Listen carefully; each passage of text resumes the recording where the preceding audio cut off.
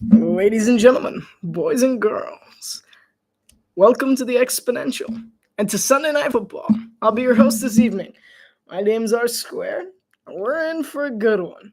In the words of actor Hugh Jackman, ladies and gents, this is the moment you've been waiting for.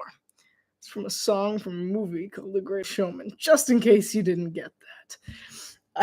I was pretty proud of myself for coming up with that joke mere seconds before coming on air, like literally 10 seconds ago.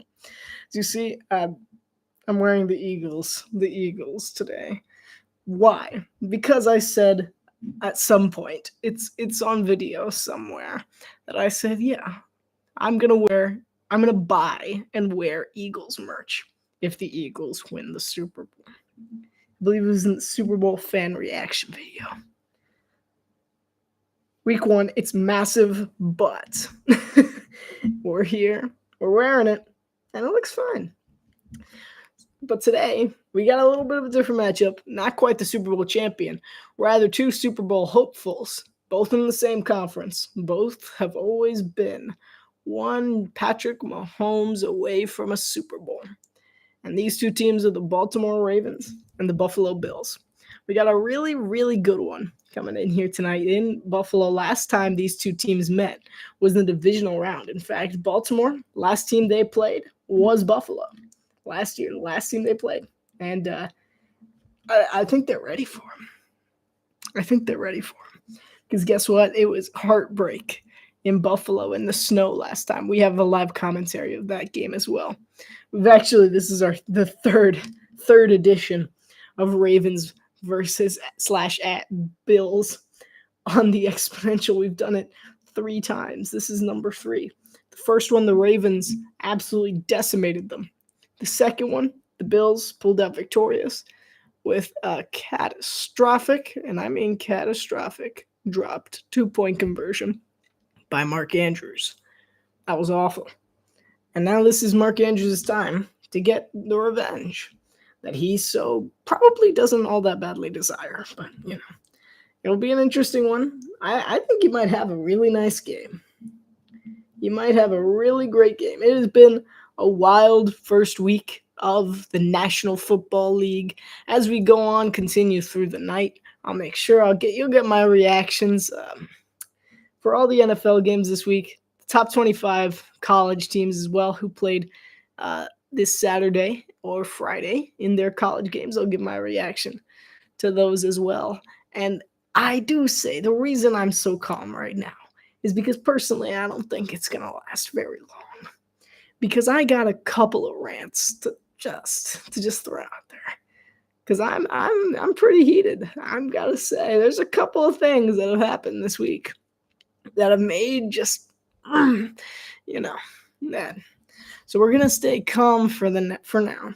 And while the game starts, and as we get going with the commercials, and as we get some people on in here to operate the live chat, which will be available, and I will answer all questions to the best of my capabilities, which is pretty good if I don't say so myself. I know it's very blank behind me because I wasn't sure how to organize it, essentially. It's pretty much it. I'm not very creative, so I just didn't figure it out in time, so I'm just like, whatever. It's fine. It'll be fine for just another week. We're just going to have a blank wall. It'll be back up next week for whatever the designated commentary is there. Let's break this down. Sunday Night Football. We got the Bills. They got Josh Allen coming in for Buffalo. reigning MVP. Got the last 2 MVPs playing in this one. Buffalo, it's a pretty different team. And I mean, a lot of people are like, oh, they're coming in with the same people. It's not a lot of the same people. It's a different vibe in Buffalo this year because they realize, I think just as much as you and I realize, that this might be their last shot, their last legitimate shot. They're getting to become an expensive team. And at some point, they can't afford that because they're getting to be such a pricey team as far as cap goes. And they this offseason, they did a fine job. They got Tre'Davious White back. They got Joey Bosa back in an attempt to boost this defense a little more because they've essentially figured out, we don't really need wide receivers. We have Josh Allen, which is kind of the lesson they learned last year. So Buffalo, it's a very interesting vibe there. I feel like they have a lot to prove this season. So coming into week 1, I really do feel like Buffalo has quite a bit to prove, especially going into this Baltimore matchup, because to me, this is a make or break season for the Buffalo Bills. It's going good. Yeah, how's it going for you? I know it is great to be back, friend. I gotta say, I'm loving the NFL. I said it just a few minutes ago. I don't think you were here yet, but I'm acting all calm right now because I got a few rants to do later on. We're just gonna go through the college games, the NFL games, and there's gonna be some rants because there was some stuff that I saw that was not so good. I mean, be it. I'm not even gonna get into it right now. We're just gonna wait for the game to start, and then I can cook all the teams I want. First of all, it's actually going to be a TV station. I'm going to cook them first. That's going to be the first one. So on the other side of the football, the Baltimore Ravens, led by Lamar Jackson. You know him. You love him. He's always going to be great. I mean, if you got a game with Lamar and Josh Allen, it's going to be an amazing game. And so far, I proved that once 50% of the time. The first game was pretty bad. But this one, I got a feeling it's going to look more like the divisional round game than that first meeting, hopefully, because otherwise I don't know why I'm here. And Derrick Henry, of course, King Henry, he's coming in here, and Baltimore had I believe they did have the best offense. I don't have the immediate stat sheet in front of me, but I believe Baltimore just had the best offense out of any team in the NFL last season. And I see no reason why it's going to change anything this year. I mean, they have D-Hop now. They have an extra receiver. That was a big weak spot for Baltimore. The big issue for Baltimore coming into this game is the injury to Isaiah Likely. They're missing him, which means Mark Andrews is going to be getting a lot more touches, and you know what that means. Revenge!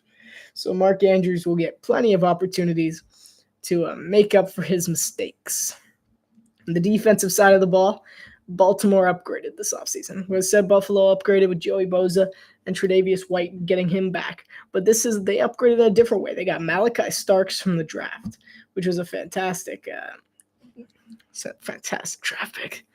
I did a live commentary of the draft, and the entire time I was like, why couldn't the Dolphins get Malachi Starks? Like, we needed Malachi Starks way more than the Ravens did. Just saying. The other guy they picked up, Jair Alexander. He's going to be good for the Ravens. He's primarily a blitzing corner, although he does play in coverage decently. I mean, this Ravens secondary, you look at it, they got so many people. Like, imagine an all-out blitz from this Ravens defense. It's crazy. I mean, to me, it's going to be Josh Allen against the entirety of the Baltimore defense all on his own, because I don't see any offensive lineman standing a chance against this Baltimore pass rush. When you look at it, last year they were good. They still have Kyle Van Noy, Roquan Smith, Odafe Owe, Justin Matabuke. I still call him Justin. I know his name is technically Nnamdi now, but it's just easier to call him Justin. So if you ever see me say Justin Matabuke, it's because his name used to be Justin. And then, like, whenever they rush a safety, Malachi Starks is a very fast safety. He covers space incredibly well. I'm looking forward to seeing him in his first NFL game today. Jair Alexander can bring some pressure. Kyle Hamilton's kind of going to be the guy that sticks back a little bit. Even then, we saw a few times last season that he could bring the pressure when he has to, similar from Nate Wiggins. I mean, this Baltimore team, they can send everything at you, and you're not going to have pretty much anything to do about it. So we're at Highmark Stadium. One of the last season openers we're going to get to see at Highmark Stadium. As soon as Highmark, we got new Highmark Stadium. Hopefully it'll be better than the dump that the Bills play in now.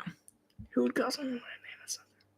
Whoa, hold on. Hold on a second. The first rant incoming. His name was Justin first.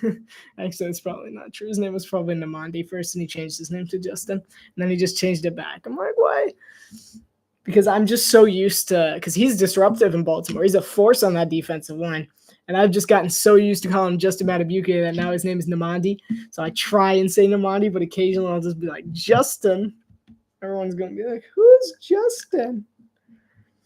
I wish I could show my cup on screen anymore. But now I have to cover the logo because that's embarrassing now. Good joke. All right. Game's about to start any minute now. But let's get into the first rant here. 30 minutes ago, I'm eating. Yeah, I'm eating dinner. And I got, just in case you're wondering, it's a barbecue brisket sandwich. Delicious. Got some fries on the side. I had a good dinner. I was enjoying life. I was watching NFL Red Zone on NFL Game Pass on DAZN, which is essentially how people in other countries watch the NFL games cheaper. And they're supposed to have every game. So I go on DAZN. I finish Red Zone. Get off Red Zone. I'm like, all right, I already set up the commentary way beforehand. So I'm ready. I get on. I look over. I don't see it. What's that? It says the next game is Vikings-Bears. The place that's supposed to have every single NFL game just decided to exclude Buffalo and Baltimore. So, yeah, in 30 minutes, I signed into Peacock. No, that was unnecessary stress. Like, I'm just eating. I'm like, stops eating. Have to go over. Because the other thing is that we don't have it connected to our TV, so I actually have to connect a computer to the TV to be able to watch Peacock connected to the TV and watch it on the TV. Why? Nobody, pretty small game. I'm telling you, it's ridiculous. Interviewing Josh Allen, oh, by the way, is getting his jersey retired at the University of Wyoming. Congratulations to him for that. It's one of those things that people just, oh, look at that. Five straight AFC East titles. Let me tell you something. Make it 6. Who's going to stop them? I mean, so far we looked at today's game. We got the Patriots. They lost to Las Vegas. They played pretty badly, all in all. I mean, there were some good moments, but overall just not that good. We look at the Jets. Played a good game against the Steelers, but that game really made me wonder whether the two teams are actually good or if they're just pretending to be good because they're both bad. And yeah, that's the AFC East. So Buffalo's going to be able to win the AFC East, I think, pretty easily, regardless. I'm sorry. You'd be surprised the amount of shade I can throw at my own favorite team.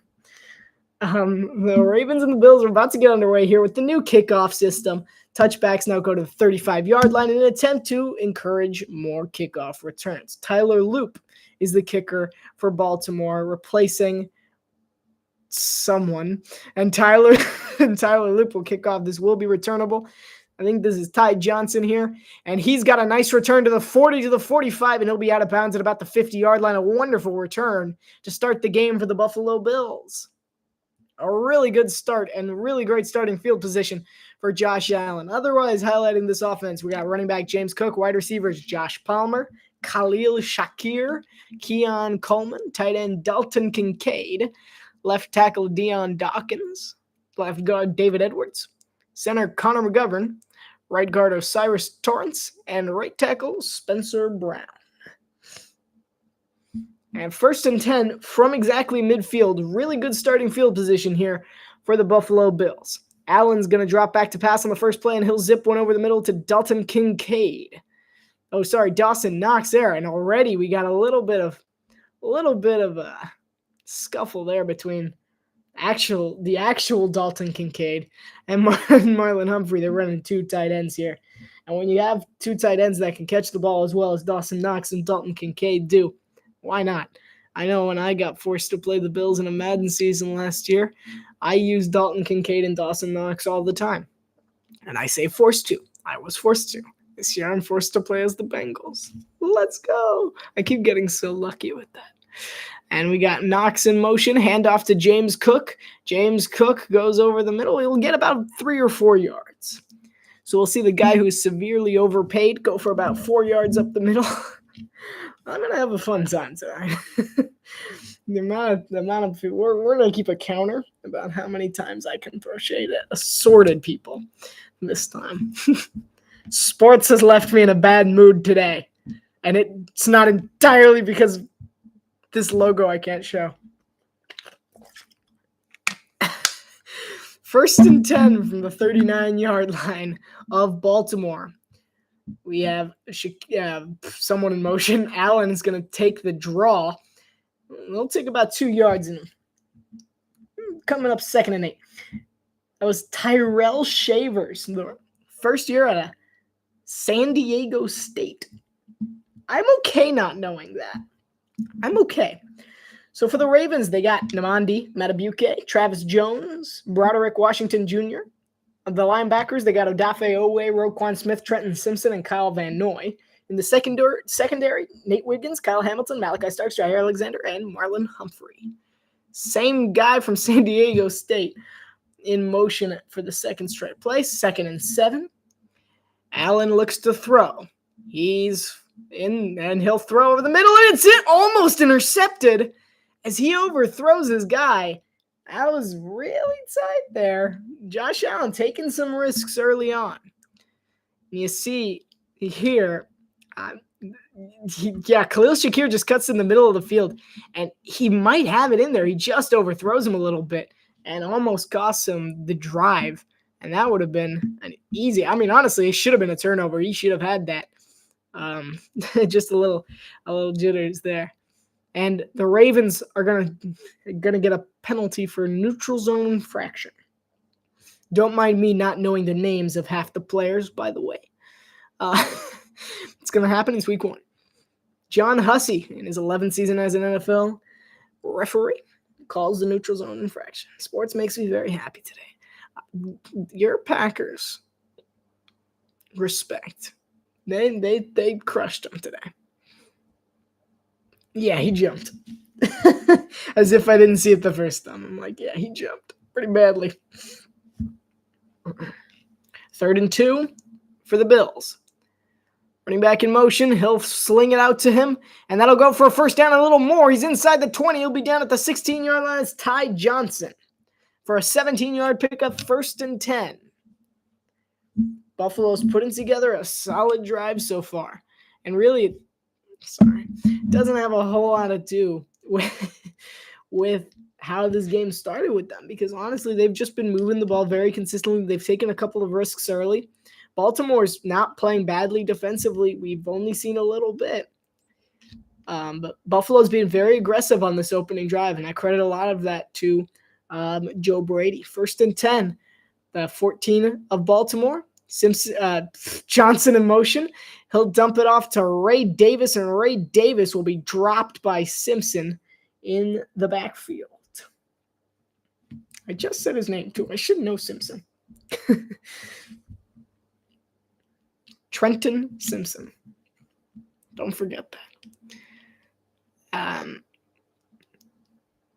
See, it was a nice little trickeration there, because the lineman moves over to the right, which kind of made it look like it might have been a handoff going to Ty Johnson. Instead, he just flips it out over to Ray Davis. 2nd and 11 from around the 14.5-yard line. Allen looks to throw, goes through his reads. He's got a man. Touchdown, Buffalo. It's Dalton Kincaid. And the Bills are on the board early. That was way too easy for the Bills to drive down the field and score. If you're Zachary Orr, you want to get your defense in the game a little bit early, because the Bills have come out swinging, and they really went all out on that first drive. Really aggressive. You can tell they really want to win this one. And that was just a laser to Dalton Kincaid, by the way. What a throw from Josh Allen. Not that that's any surprise there. A really good start to this game for the Bills when we come back after this pending extra point from not Tyler Bass, by the way. Tyler Bass was out for this game. He got injured earlier on. It's Matthew Prater. Very solid backup to have, I will say. So on the touchdown to Dalton Kincaid, the Bills are on top 7-0. How will the Ravens respond when we come back? Or when they come back? You're just going to stay here. You're stuck with me.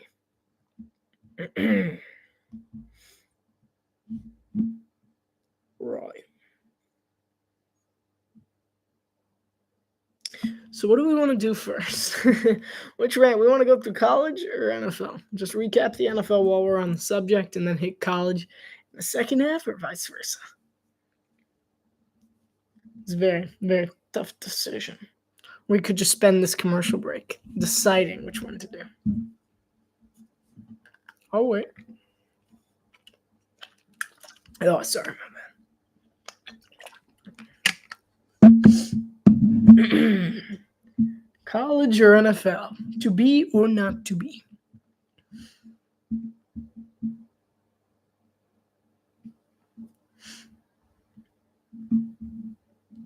I'll be here all day. I'm like Chris Evans. I made a really good Greatest Showman joke at the beginning, and everybody missed it. College it is. We're rolling with college. Top 25 only because I can't be bothered to do everything else. I'm just going to say it in the order that it appears on my screen. I don't know if this is the order of the games played, but hopefully Ohio State beat Grambling 70-0. Okay, moving on. Penn State beat FIU. Great. 34-0. Here we go. Rant time. This was so frustrating to me. As someone who's from Florida, I know full well how bad FIU is. There is no reason on the earth why Penn State should have scored 10 first half points. This is second-ranked Penn State. They only scored 10. I thought FIU was going to win for the first quarter and a half. I mean, Penn State was winning 3-0 for a quarter and a half. Are you kidding me? If you're Penn State, you're playing Ohio State. You scored 10 points in the first half. Let me tell you something. You're losing to Ohio State. FIU sucks. You put up 10 points. Like, I'm not throwing any shade at FIU even because I like FIU. They're just not a good football team. They do not play at the same level as Penn State does. But Penn State only scored 10? This is just a serious case of underestimating your opponents. And quite frankly, James Franklin should be ashamed of himself. Everyone in the state of Pennsylvania should be ashamed of themselves. Why? Because this was embarrassing. 10 points. It's awful. Against FIU? I don't care if they won 34-0. It doesn't change the fact that they only scored 10. Not so bad after all. They only scored 10 first half points. I don't care if they rebounded in the second half. It's pretty bad. If you go down, if you only scored 10 points in the first half against Ohio State, Michigan, Oregon, any Big Ten team, you're going to lose the game. Doesn't matter if you put up 24 second half points. It's not an acceptable start against FIU, considering FIU's not all that good. All right, just getting that out of the way. But overall, it was a solid victory. They just have to get off to better starts. Lamar Jackson hands it off to Derrick Henry, who steamrolls his way for a 6-yard run to about the Baltimore 36 or 37. So Baltimore's actually missing their big fullback, Patrick Ricard, in this game, which is sad because I always love the fullbacks. And there's another handoff to Henry. They went really fast there. Go for about a gain of 2. So Lamar Jackson, in 2024, he had over 4,000 passing yards. He had a 41-4 touchdown to interception ratio. He fell just shy of 1,000 rushing yards, and he had 4 rushing touchdowns. I mean, that's a pretty incredible stat line for a quarterback. I mean, if he was a running back with throwing talents, that would be a different story. I hope you didn't hear that, honestly. That was pretty bad. I'm allergic to everything, okay? It's not my fault. 3rd and 3 for Baltimore, and he'll dump it off to Justice. Justice will be served. Justice Hill. That'll go for 4 yards and a first down. 10 minutes to play here in the first quarter. You're welcome. I've gotten really good at that, actually. I sneezed like 6 times in the Hurricanes Notre Dame game because I was not having a good day. Like, everything was dusty. So I was just like, and then so forth. Like 5 more times throughout. I would just pause what I was saying. 1st and 10 from the 41-yard line. 9:30 to go in the first quarter. We have Zay Flowers in motion. Lamar looks to throw over the middle. He'll get Mark Andrews for a gain of 5. As I said, Mark Andrews has something to prove here today. The question is, can he prove it? I'm tempted to make a Bob the Builder joke. Mark Andrews, he had 11 touchdowns in 2024. Which is a lot better than I thought he did, actually. I thought he was pretty bad. 2nd and 5, I formation for Baltimore. Buffalo showing pressure. And they'll hand it off to Derrick Henry, and Henry will still go for 3 yards because he's Derrick Henry. So the Ravens coming in, they're short 2 running backs. They're short Patrick Ricard and Keaton Mitchell. They're running Derrick Henry and Justice Hill primarily, but they also got Rasheen Ali in the back. We remember in the first meeting between these two teams, the Baltimore running game really took control. Derrick Henry, I know I did the justice has been served call at least once. The King Henry call at least once. So, yeah. Hill's in the backfield. He'll get the hand. Oh, Lamar will keep it himself. He got me tricked and the entire Buffalo defense, and he'll take it down to the Buffalo 40. Yeah. I mean, my big problem with Lamar, because I have similar reservations with Lamar Jackson as I did with Lamar Jackson, as I do with Jaden Daniels when he was coming out of college, which was, I think he's a very talented quarterback, but I do believe that wins are a quarterback stat. And Lamar never made it to the college football playoff, and neither did Jaden Daniels. Jaden Daniels didn't even come close, though. Which is why I was like, I don't know. And Lamar, he'll go play action here as he looks deep. He'll dump it off to Derrick Henry. Choo-choo, and he'll go for about a gain of 13. I don't want to get in his way. I'm just saying, if Derrick Henry's catching the ball in stride, I'm going to get out the way. It's just the smart thing to do. But as I was saying, like, there are certain quarterbacks. Normally, it's a good way to judge a quarterback. Shedeur Sanders. That's the main one. I'm like, his skill set's okay, and he didn't win that many games, but I'm not doubting Travis Hunter's athleticism. I think he's a great athlete, but Colorado still don't make the college football playoff, and you're saying they have the best quarterback and the best wide receiver? Justice Hill's going to get the carry here. He'll go for about 1.5 yards, too. Buffalo saying the ball popped out, and they have it. I'm not sure. I think they're going to just call it Baltimore football. Justice Hill will get subbed out anyway. John Harbaugh not taking any chances. Joey Bosa was the one who came out of the pile with the football. He's a 5-time Pro Bowl selection, 2016 Defensive Rookie of the Year. Spent most of his career with the Los Angeles Chargers, formerly the San Diego Chargers, as everyone above the age of 35 will continuously remind you. Lamar Jackson, under pressure in the pocket, he'll step up. He's wrapped up. He'll be taken down. He manages to only lose 2 yards, but really good job by that Buffalo line getting the pressure on him. It's going to be a flag on Buffalo, I believe. I think it's holding on the defense, but I'm not entirely certain.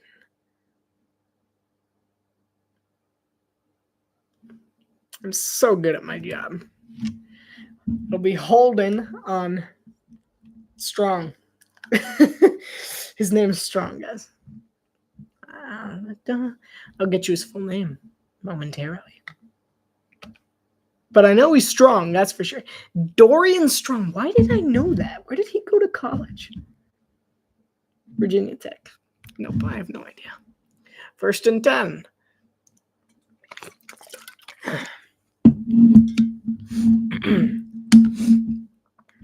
First and 10 from the 21.5-yard line. Bills bring in the blitz. Lamar rolls to his right under pressure. He really should throw it away. He launches one deep. He almost had him. He almost had Zay Flowers in the corner. But a smart decision throwing it away ultimately. Don't got to be a superhero all the time. I'm a big fan of throwing it away. I would have thrown it away a little earlier. But overall, good play by Lamar. So See Lamar, you see the blitz comes in. He's just got a free rusher all up in his business, and really good pursuit as well by Buffalo.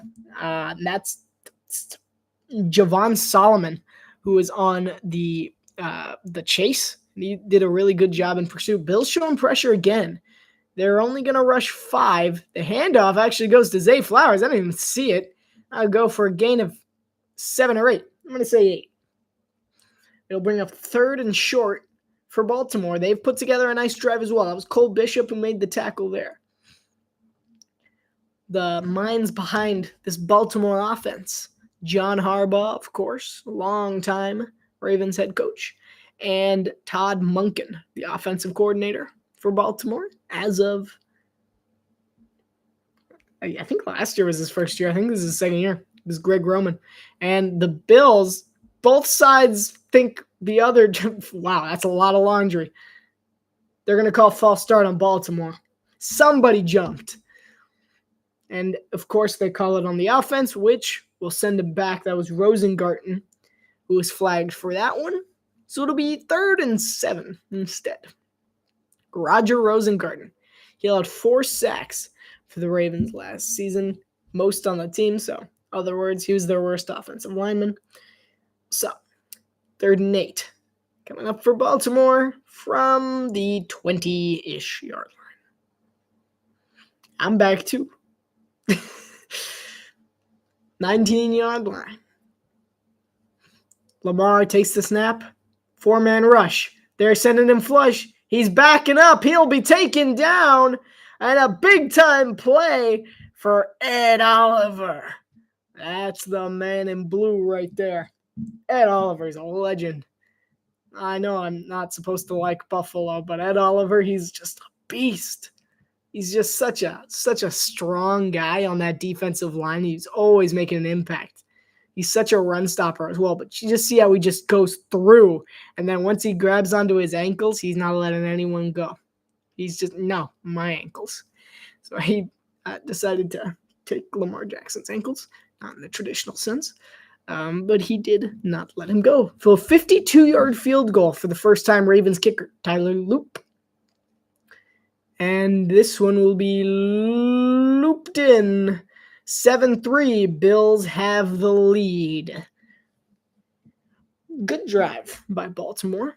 But Ed Oliver, disruptive as always. Really nice job shutting that down before it got any further. So for the Bills went faster. They were more effective. They were better on defense. It's looking like the Bills game after one drive, but we'll see. Oh, sure. Yeah, I believe you.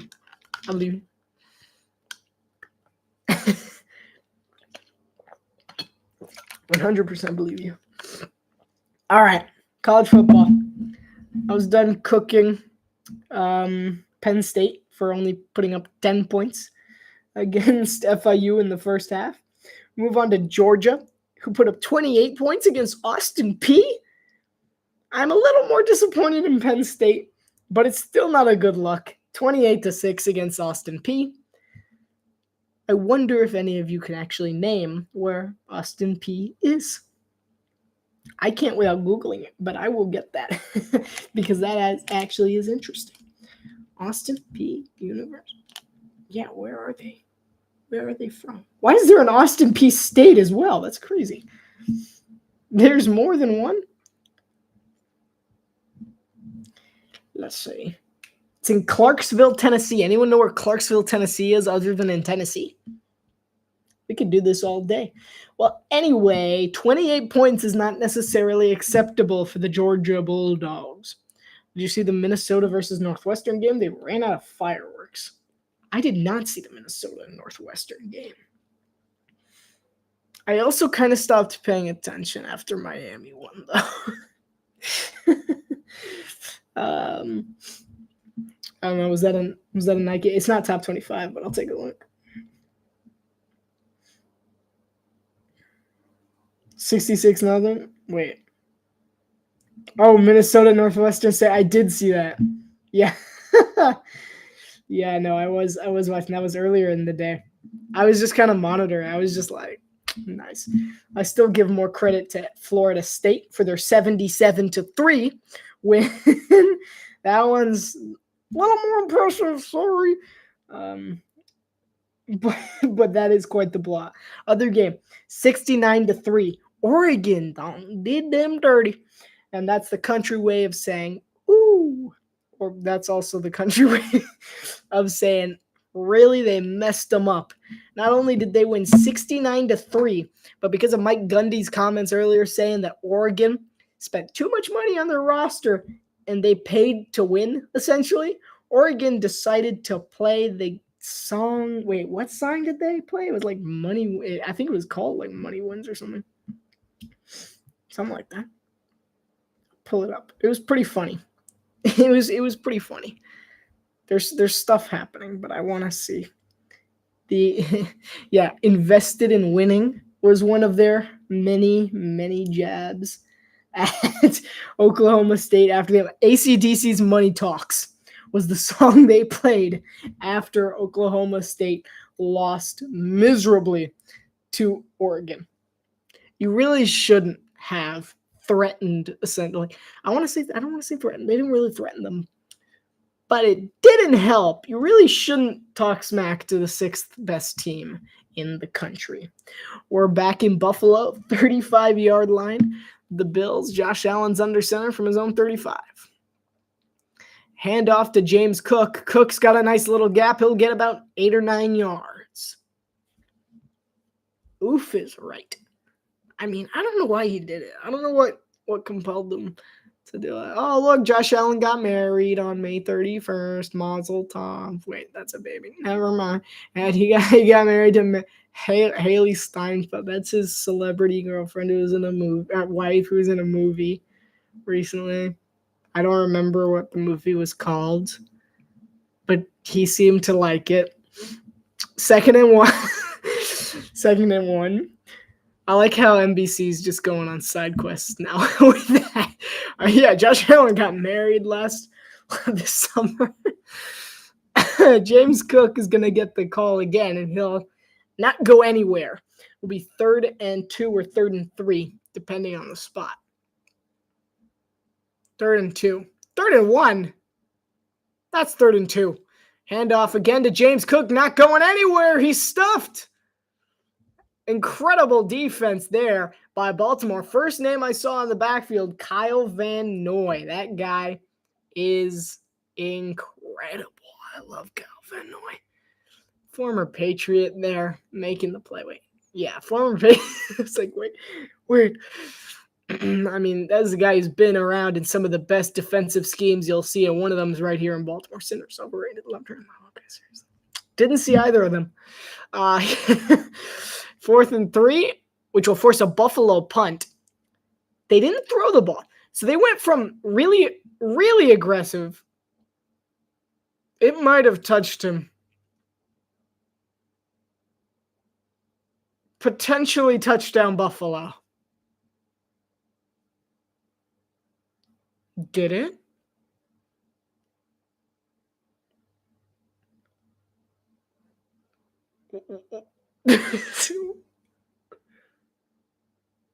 Oh, it did. Oh, it's a touchdown for Buffalo.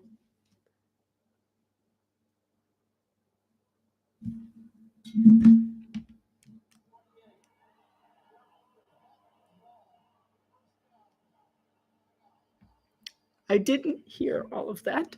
All I heard was Baltimore's ball. Okay. No more questions. That was terrifying.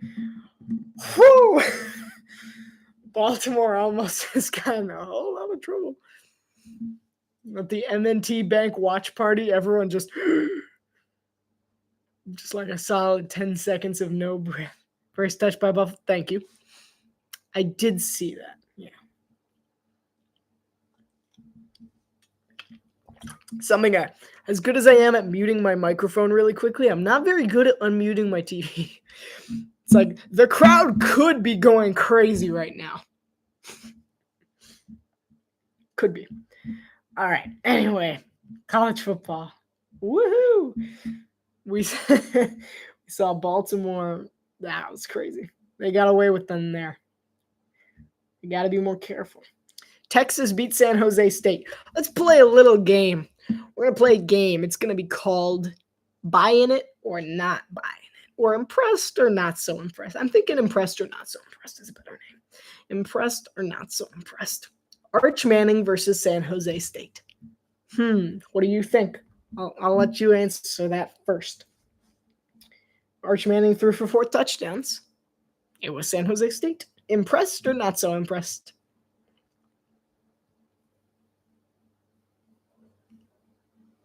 Or, I'll cut it off in like a minute.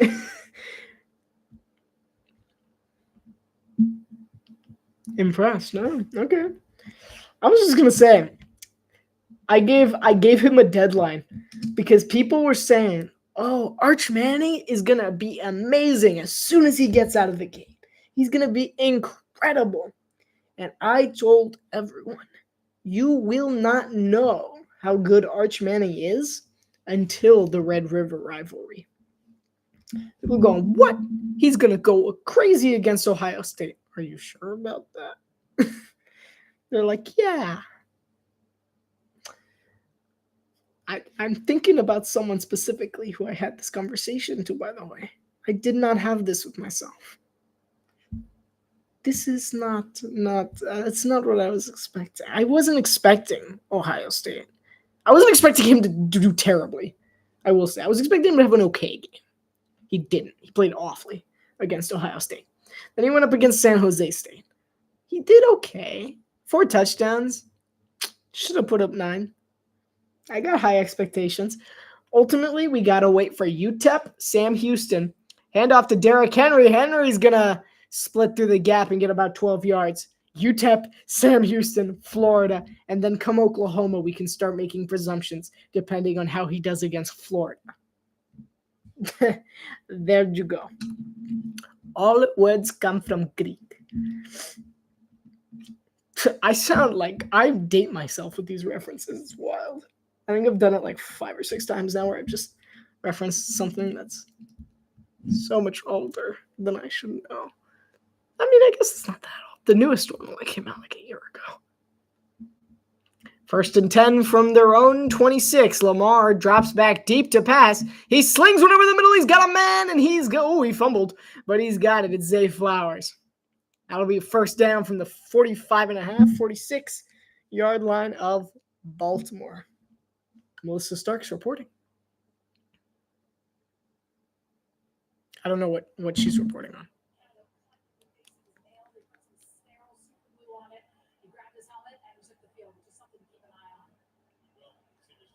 Sounds like Lamar Jackson broke a nail. We've all been there. Jackson's 4 of 5 so far on the day. He's having a nice little start to this one. Derrick Henry moves forward and he'll plow his way forward for about 2 yards. Yeah, 4 of 5 for 41. He's averaging about 10 yards a pass. It's pretty solid. This, however, is the end of the first quarter. So we will not get to see any more solid play until the second. Baltimore's got 3. Buffalo's got 7. Josh Allen let him down the field early. Scored a quick touchdown. Baltimore gave him about a 3/7 of the way response. Buffalo came out flat on their second drive. Baltimore is about at midfield when we come back. When they come back. Right, college football. Clemson, Troy. Here we go. Clemson, Troy. Why are they 8th? Why were they 8th in the poll the week before? Didn't they just lose to LSU pretty badly? I don't know where they rank yet because I haven't looked at the AP poll, but it's got to be lower, right? It's got to be significantly lower. 12. How? I'm sorry. They should not be in the top 25. Clemson lost to LSU in a game that was offensively miserable. Then they go out against Troy and actually had to play. We look at Penn State, right? Penn State, I was mad at them only scoring 10 points in the first half against FIU. Well, Clemson scored 3 and allowed 16 in the first half. They were down 16-3 at halftime against Troy, the Troy Trojans. Because, why? It doesn't make sense. Just call them the Trojans. Anyway, but they were still down 16-3. Get them out of here. Why are people still holding to Clemson as if they have Trevor Lawrence as their quarterback? It doesn't make any sense. It's not the same team. Cade Klubnik's going to be just fine. He's going to be an okay quarterback. That's it. He might get drafted depending on how he plays the rest of the year. But I don't want to see him in the top 12 when you lose your first game and you almost lose to Troy. And you put up an absolute stinker of a first half as well. I don't want to see it. I don't want to hear it. Get them out of my face. I will say, if they lose to Georgia Tech, if they're not out of the top 25, I'll be infuriated. I'm not impressed. Agreed. I'm not impressed. They go up against Georgia Tech. If they lose to Georgia Tech, I never want to see them in the top 25 again. Not as long as Cade Klubnik's the quarterback and Dabo Swinney's their coach at the same time. I don't want to see it. For the rest of the year, they should not return to the top 25 if they lose to Georgia Tech. Anyway, we're back from Buffalo. 2nd and 8 from the 48-yard line. Lamar looks to throw. He'll step up in the pocket. He'll throw underneath to Rashad Bateman. Bateman will go forward for about a gain of 6. The Bills' defense, which they haven't highlighted yet for some reason. Get to that in a minute. Because, technology gets progressively slower as the night goes on. Which means in the fourth quarter, I'm just going to be going on brain power because the Bills' defense, they got Greg Russo, Ed Oliver, Daquan Jones, and Joey Bosa on that D-line. The linebacker unit, Shaq Thompson, Terrell Bernard, and Dorian Williams. We'll get the secondary in a second. Lamar's going to take it himself on a run option. Lamar's going to take off down the sideline, and he'll get a beautiful run to about the 30. I love that play design. I like if I were to be a coach, I would run RPOs and run options so much because that's the kind of play that I feel like works because you're put in the if you have an emotionally intelligent, athletic quarterback, my bad. If you have an intelligent, athletic quarterback who can make that decision in that split second, those will always work. So I think that they're just really good plays. Derrick Henry, meanwhile, has got a hole. He's going all the way. Touchdown, King Henry. Give him his crown right now. Never more will they be down by 4. They're up by 2, pending the extra point. It'll be 3. What a run from Derrick Henry. Look at this. Henry, he just splits right there. What blocking, by the way. He dirts number 24 there. Don't know who that was. We'll get a number because it's always worth recognizing the guys who Cole Bishop, who get absolutely floored by a running back at any point. He's taken his throne for the first time this year. And unlike most of us Monday dwellers, his throne is not the toilet. It's an actual crown. Derrick Henry's ready to play some football. 10-7 Baltimore. When we come back, it'll be Josh Allen's turn. We got a good one. I'm ready for the shootout. I predicted a shootout. I just never got around to telling you guys that. He never ages. He really doesn't. Because the thing is, if you put a guy that large who can move his legs that well, that's just all it's going to be. He's built like a tank. You can't really, he doesn't get injured very easily as well. So maybe he'll show signs, he has shown signs of slowing down at some points in his career. He has slowed down a bit, but it's not much because of the way he's built. He's in really good shape and he can just bang, bang, bang. That's part of why he's so great, is because he's just he's so in shape, honestly.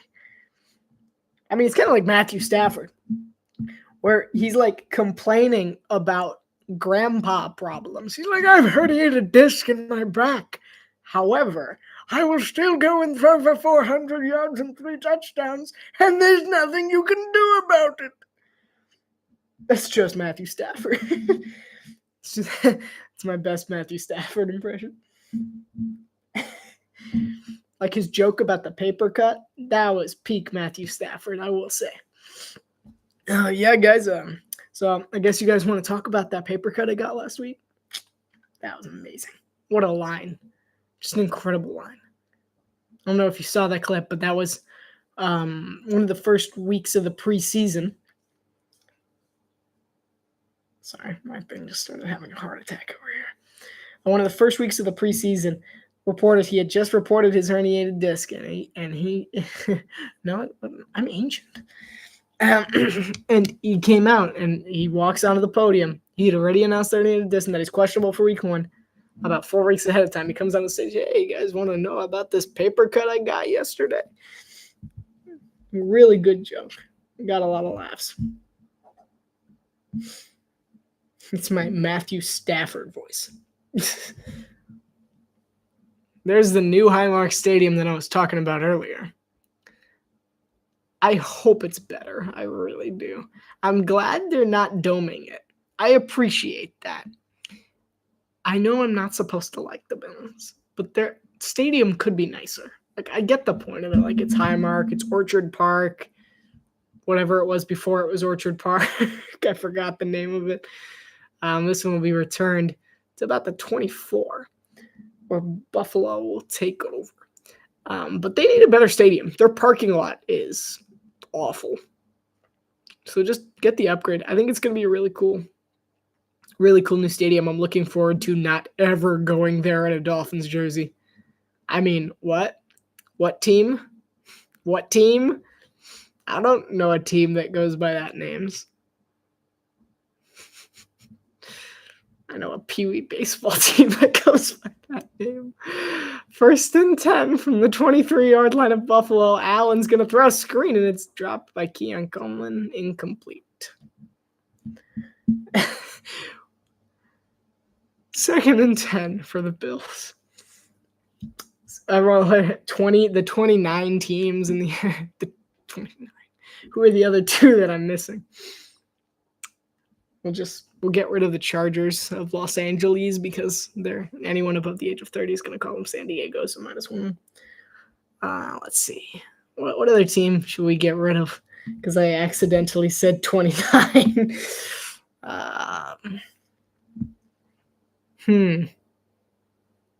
Josh Allen looks to throw. He's going to hit Josh Palmer for a gain of 5, the former Charger, the former San Diego Charger. Other team we can get rid of that no one will miss. Let's see. I feel like there's a really obvious answer, but I don't know how many people are going to like it. The honest answer. I know you're saying the Browns, but the one I'm thinking is either of the New York teams. Because guess what? They're not really New York. They're the New Jersey Jets and the New Jersey Giants. I don't want to hear you say otherwise. They play in New Jersey. And it's going to be another screen, another terrible screen, mind you. And the ball's out. And it's going to still be Buffalo ball, I believe. But what a hit. He just absolutely drilled Dalton Kincaid. Jets did surprisingly well. Yeah, they did. They're still the New Jersey Jets. I was fairly impressed. I wasn't necessarily surprised.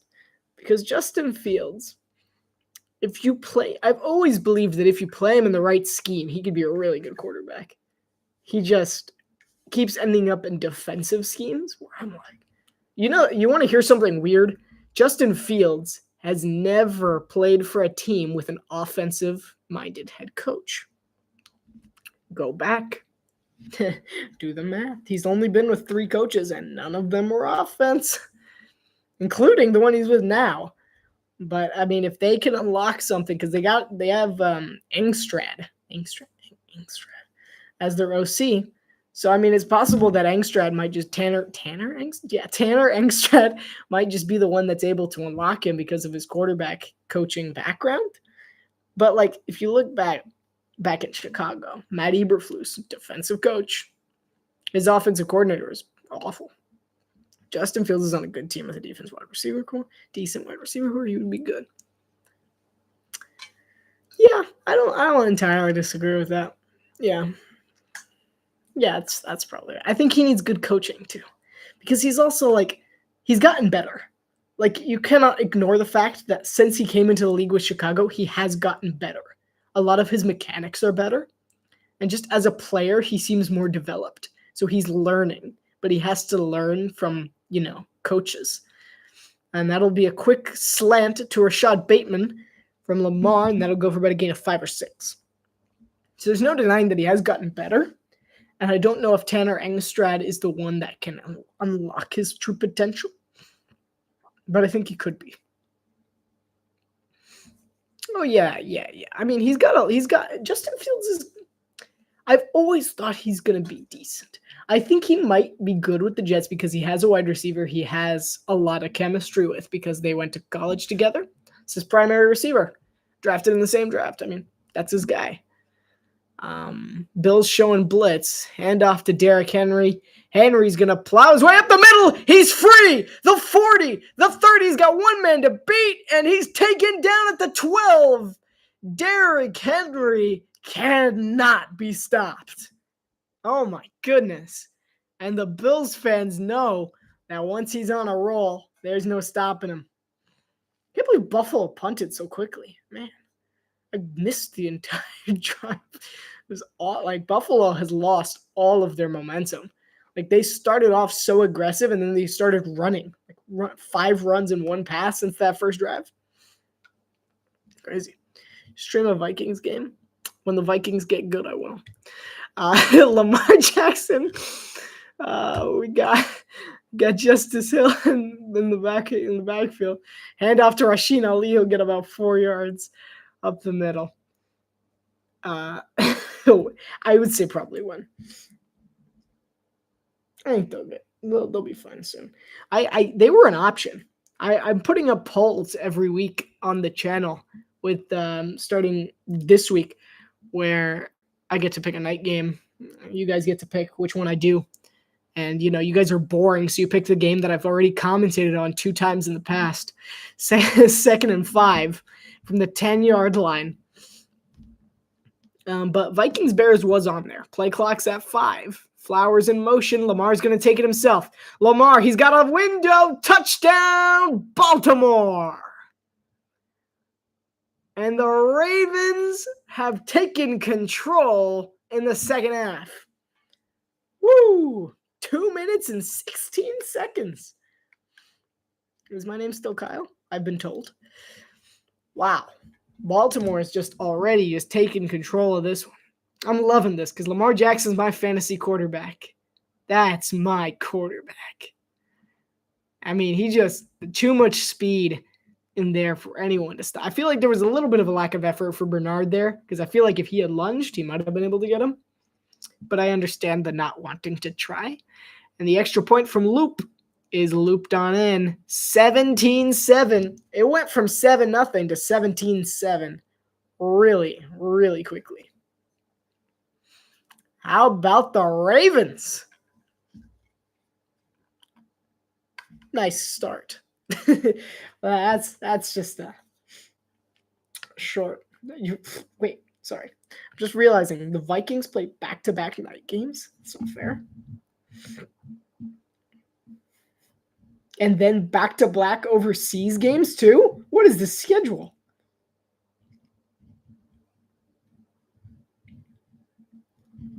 Question is, will it be school or school? That's funny. I don't know why I find that so funny. Vikings-Chargers might be a really good game later in the year. You guys got a lot of night games. Wow. Like a lot of night games.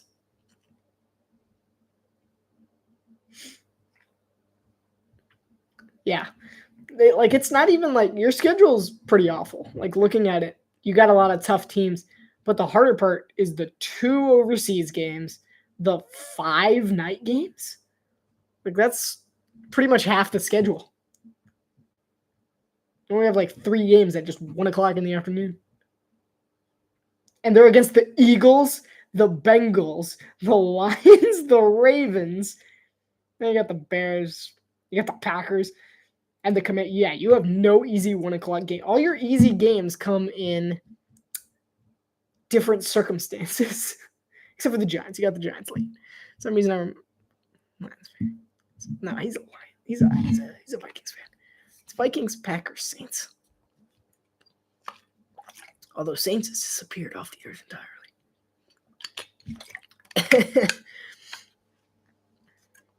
And then there's me. I no longer support any team. I am officially totally impartial when it comes to the NFL.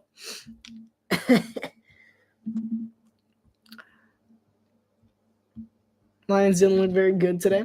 I think it was more I was watching the game on Red Zone, so I wasn't really watching, but I was watching the game. And the Packers looked like they had spent all offseason tailoring their game, their defensive game plan to the Lions offense. So they just looked very ready. Like it felt like the Lions, they didn't have the spark, obviously, of Ben Johnson, but they just felt very ready for everything the Lions threw at them. Except for Micah Parsons. Micah Parsons was just kind of there. And he's like, I got a sack. He had no idea what was going on. Like, I like playing the Lions. Did great thing. Well, thank you, sir. This is a return, and it'll take it to the 30-yard line. Well, the Bills need a bit of oomph back into their game. Josh Allen, he's 5 of 7 for 26 yards and a touchdown. While in comparison, Lamar's 6 of 7 for 50 yards and a rushing touchdown. 2 quarterbacks are dueling. I dated myself again with that. Wow. I'm not doing well. I'm like, how old am I? I'm not even that old for some of them. 1st and 10. Hand off Johnson. He struggled to get a hold of it, but he'll get it, and it'll go about 7 yards for, 2nd and 3. It's too early to say these Packers are the greatest team to ever play the game. It is a little too early to say. Just a little. Yeah, I was right. He did struggle to get a handle on it, but he recovered really nicely there. Why is this having a heart attack? Sorry, my computer has epilepsy. I'm just finding out now.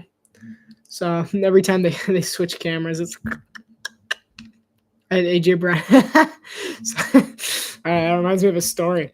So someone was asking for advice, and they asked Bijan or AJ Brown. I said AJ Brown. They picked AJ Brown. Oops.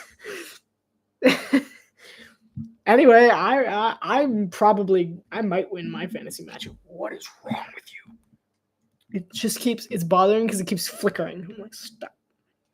So Joe Brady, I mentioned him a little bit earlier. He's probably going to be a head coach soon.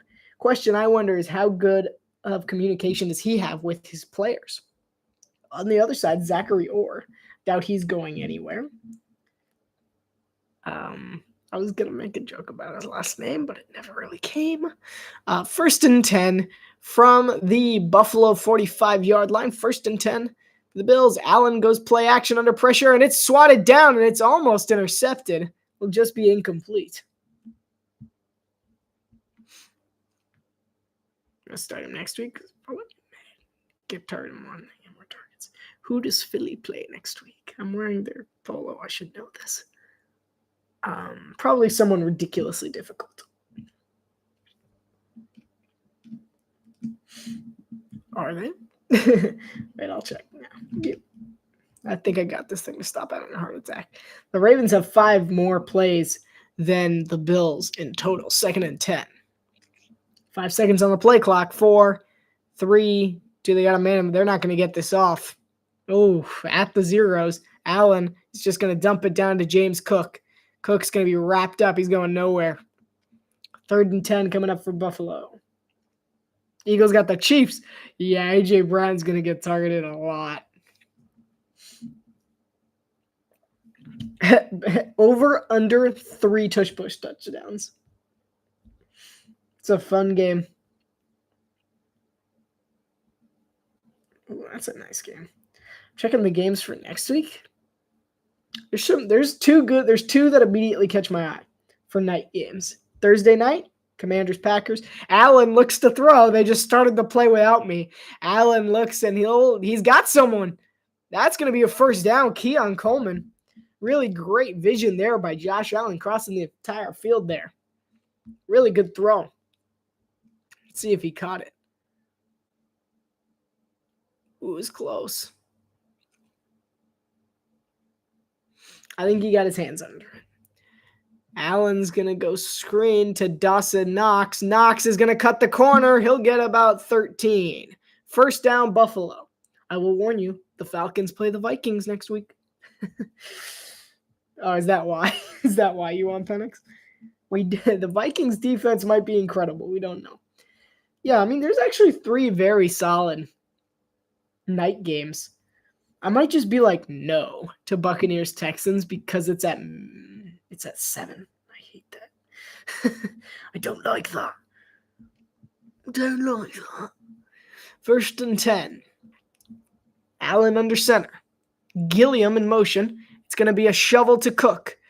Cook's going to slip through the cracks. He'll get about 7 or 8 on the play. Buffalo's gotten moving really well with the running game. How about the Hurricanes-Bulls matchup? That's going to be very solid in week number 3 of college football, that is, sir. I just looked really good today. He did. Still lost. But he looked solid. Honestly, my problem with the Falcons, I think they're going to be fine. I think they're going to be a good team. There's no question that they're going to be fine. They're going to be a good team. They're just not very entertaining. Their entertainment factor is incredibly low. Gilliam in motion. Allen, handoff to Cook. Cook, nowhere. Loss of a yard. Falcons win 13 games, or did I go crazy in my season prediction? We'll take a look. Justin Fields and didn't start him. Dude. Who is your starter?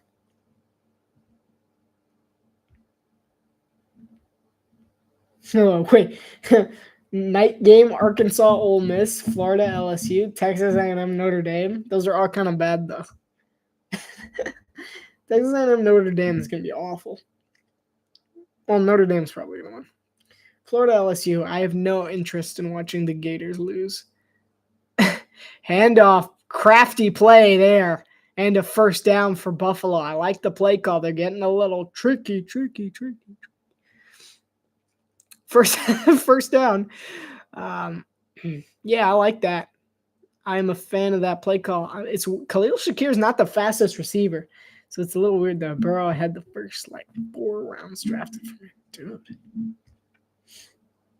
Arkansas Ole Miss could be interesting, but overall, not a whole lot of good college games, by the way. So you missed the first 4 rounds. It's a rookie mistake. Allen looks to throw, corner of the end zone, airmails it. No one in the area. Closest receiver was Keon Coleman. 4:24 to go until halftime. Ravens lead by 10, 2nd and 10 for the Bills.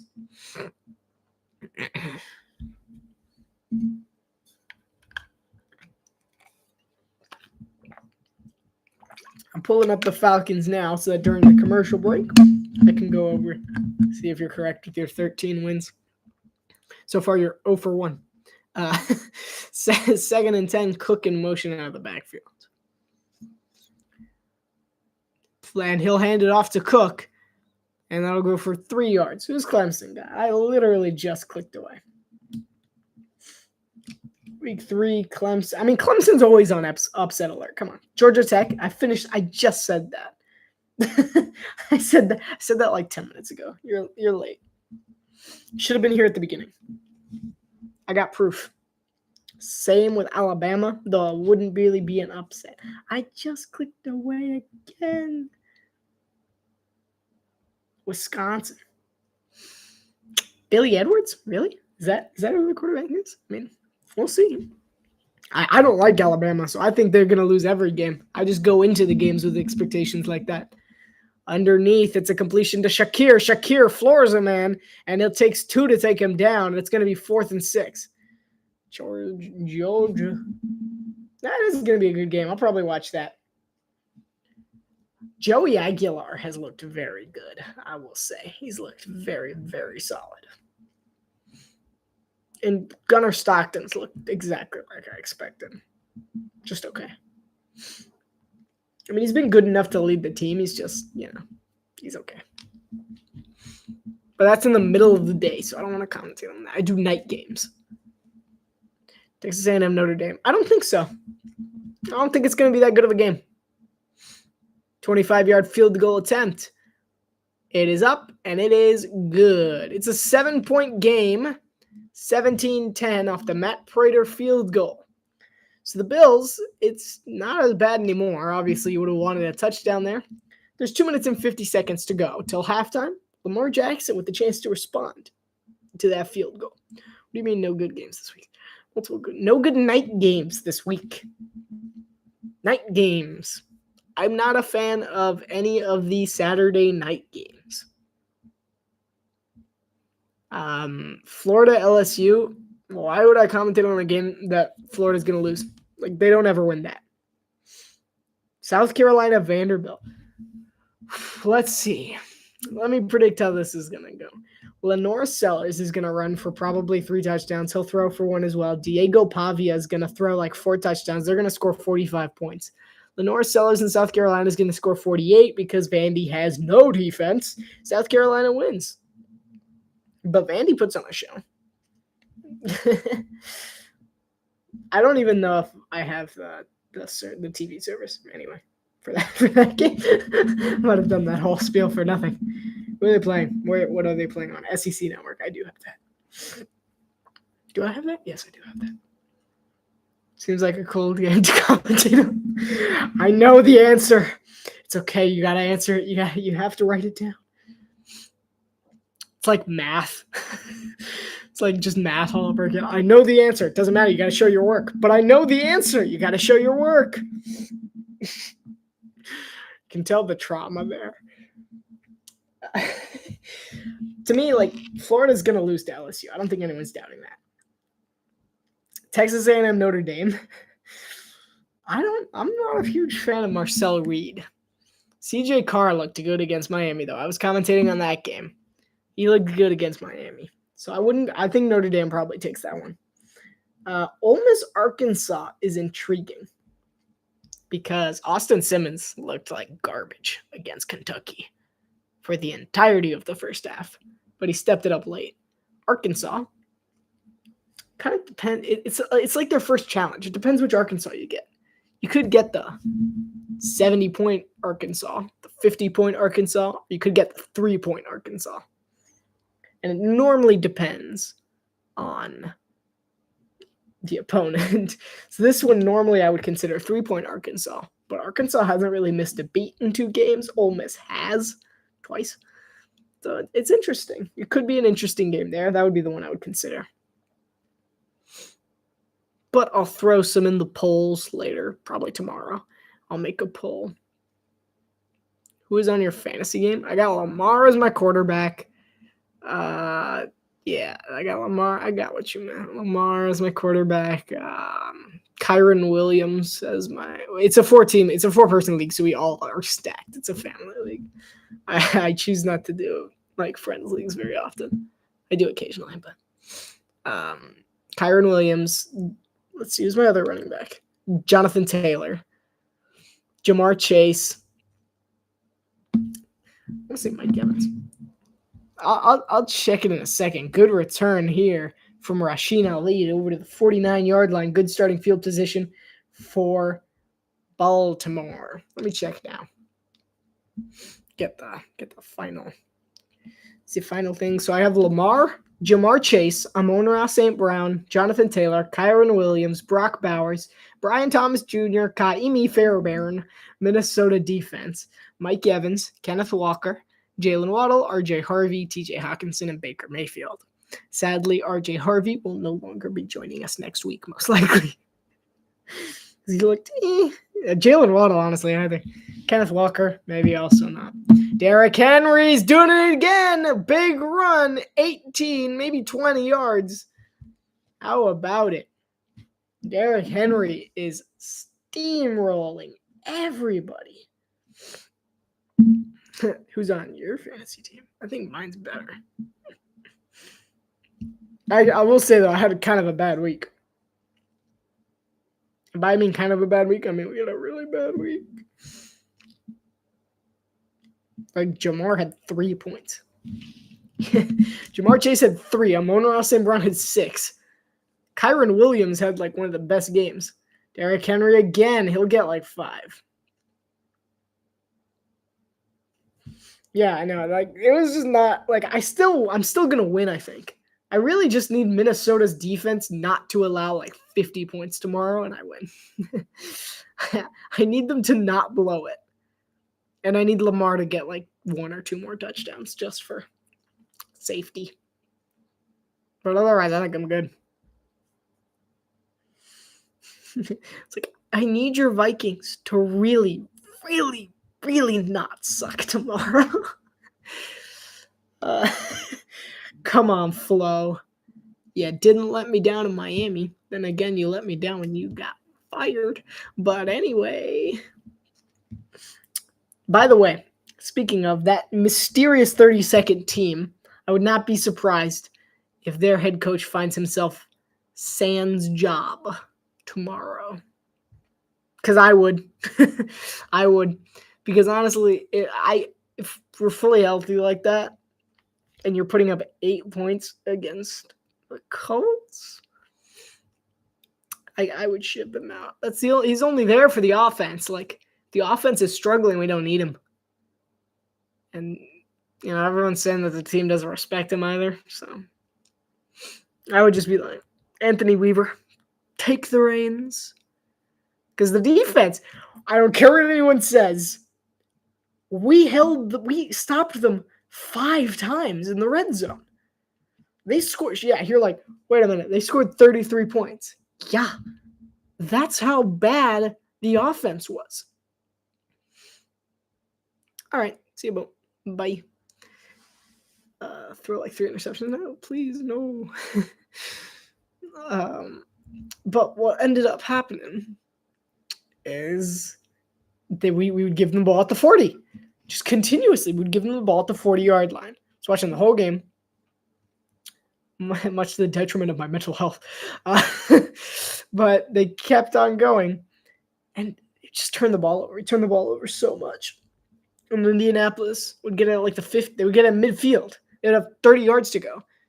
And we forced 5 field goals. So I'm like, the defense did fine. They only allowed like 2 or 3 touchdowns. Just solid considering the position they were given every single time. So I'm like, Anthony Weaver, welcome. The new interim head coach of the 32nd team. I would not be surprised. If that happens, type it in the chat because I'm not watching my notifications too well. I'm waiting for it. 158. If we lose to New England next week, I'm pretty sure he's got an open blitzer. It's tipped into the air and incomplete. Whew.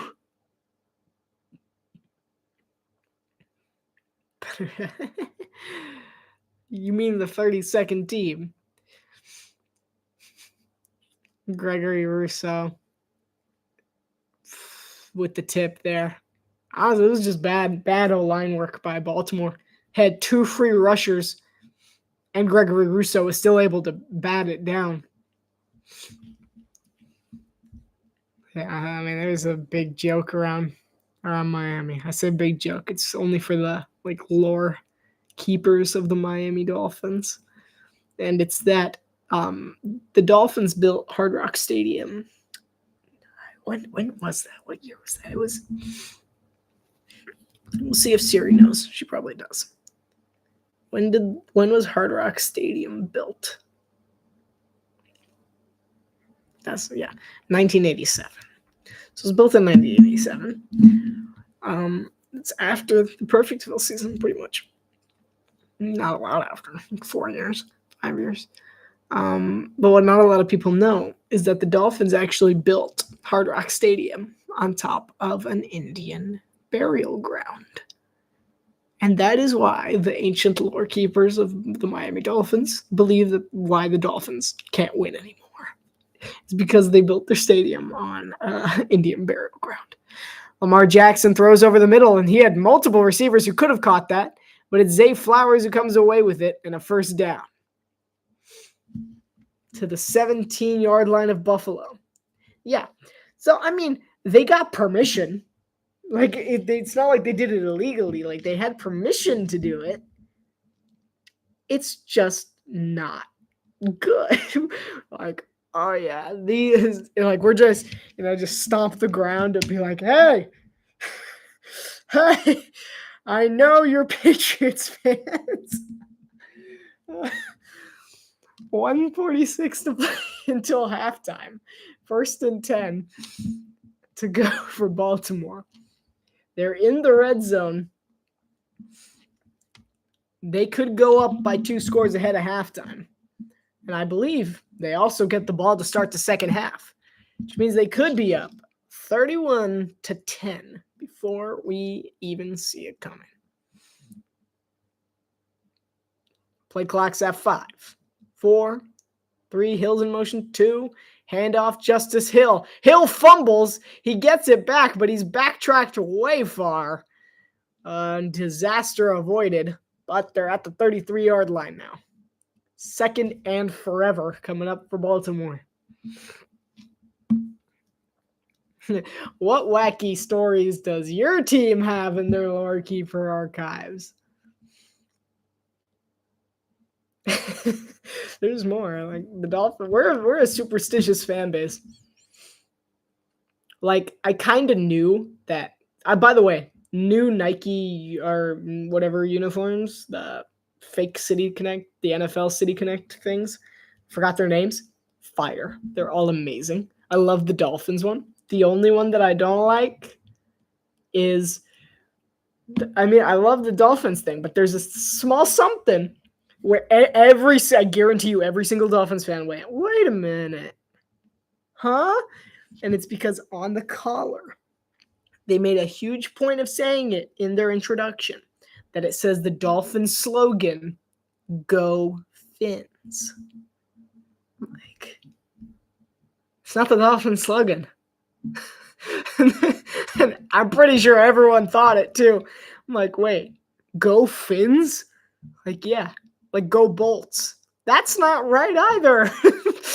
It's Zay Flowers is going to be 3rd and forever now, 3rd and 25. Like, that's not right either. It's not Go Bolts. It's not Go Fins. Oh, what is it? It's Bolts up and Fins up. Like, what? And that was when I knew, at least, that we were cursed this season. Go Fish, relatively acceptable, but not Go Fins. That's not what we say. Like, what's next? You're going to say we don't have a fight song? We have a fight song. We just don't get to use it very often because we don't score touchdowns. Todd Monken is in his 3rd season as the Ravens offensive coordinator after taking over for Greg Roman. And that failure. But he's really elevated this Ravens offense to a whole new level. You did better than them. I know. Really, I'm like, why is everyone else's right? Like, all of them were correct. Like, yeah, the tag says "Let's go Buffalo" on it. Lamar, it's going to be 4th and forever. So the Ravens are going to have to kick a field goal. They were really stalled out there at the end. Like, the tag on the Bills thing says "Let's go Buffalo." I'm like, fine, whatever. The Jets thing says "takeoff," which I don't actually know if that's their thing or not, but I assume it is. We look at the Cardinals, it says "Go Cards." I'm like, yes, that's right. The 49ers just says 49ers. I'm like, what did they say? I don't know. They didn't even include it in their thing. The Rams charge on, like they said it, porpoise with a purpose. Yeah, I used that joke before. And I realized there's no purpose in being a porpoise fan. 4th and 24, 49-yard field goal attempt for Tyler Loop-de-Loop. And this one's going to loop without the loop-de, and it's going to go right on in. 20-10 with 30 seconds to go. So Allen's going to have a few shots at it. We'll see if he can make the best of the opportunity when we come back. But yeah, I knew the entire season was crushed after that. I'm like, because I was looking at the details of the uniform. I'm like, oh, it's so clean, it's so cool. I love the black. It's about time. And like featuring the famous Dolphin slogan, "Go Fins." It was just yeah. So then we lost to the Colts. College football. Let's go there. So college football. Illinois Duke. I was watching that game. It's a very impressive performance by Illinois. They've earned my respect. That to me is that's an impressed. I'm an impressed. South Florida. I called it. No one knows I called it. Well, you guys don't know I called it. Someone knows I called it. But I was like, ahead of the game, I'm like, this is a game Florida loses. And they're like, well, what do you mean? I'm like, Florida always loses a game like this. And they're like, not always. I'm like, always. What are they called again? I need to look at. What are you looking at? Oh, the jerseys, the rivals jerseys. I've just remembered as well. And the Nike's rivals jerseys. This is like South Florida's probably gonna win this. And when they did, I was like, everyone was like freaking out. I'm like, I kind of saw this coming, because I will say, fair warning about these rivals jerseys, some of them are better than others. A lot of the AFC East ones look faded. Like the Patriots and Bills ones, I'm like, did you just forget to put the color in? Did you bleach it? Like it looks fine. I was just like, did you bleach it? Like all the color is gone. And it looks like the Patriots one especially, like it's lost all its color. Like it looked like it used to have color. Like it looks faded. The Cardinals just looks like dirt. Like, what are you playing in? I'm playing with dirt. Why? Because that's what Arizona's known for. Florida State beating East Texas A&M. I think I'm impressed. 77-3. I'm impressed. Iowa State beating Iowa. I think that deserves the impressed, just because it's a rivalry. Iowa's always plays them ridiculously hard. It's dirt. It's dirt. Yeah, I mean, they made it to look like sand of the desert. I'm like, that's dirt. Why is this so grainy? No, it just doesn't look good. I don't love the Cardinals. The Seahawks one is amazing. I just really like the Seahawks uniform. It just, I don't know why, because it's not particularly, I don't normally like white jerseys either. So I looked at it and I was like, whoa, like that's Seattle. Like you look at it and you're like, that's Seattle.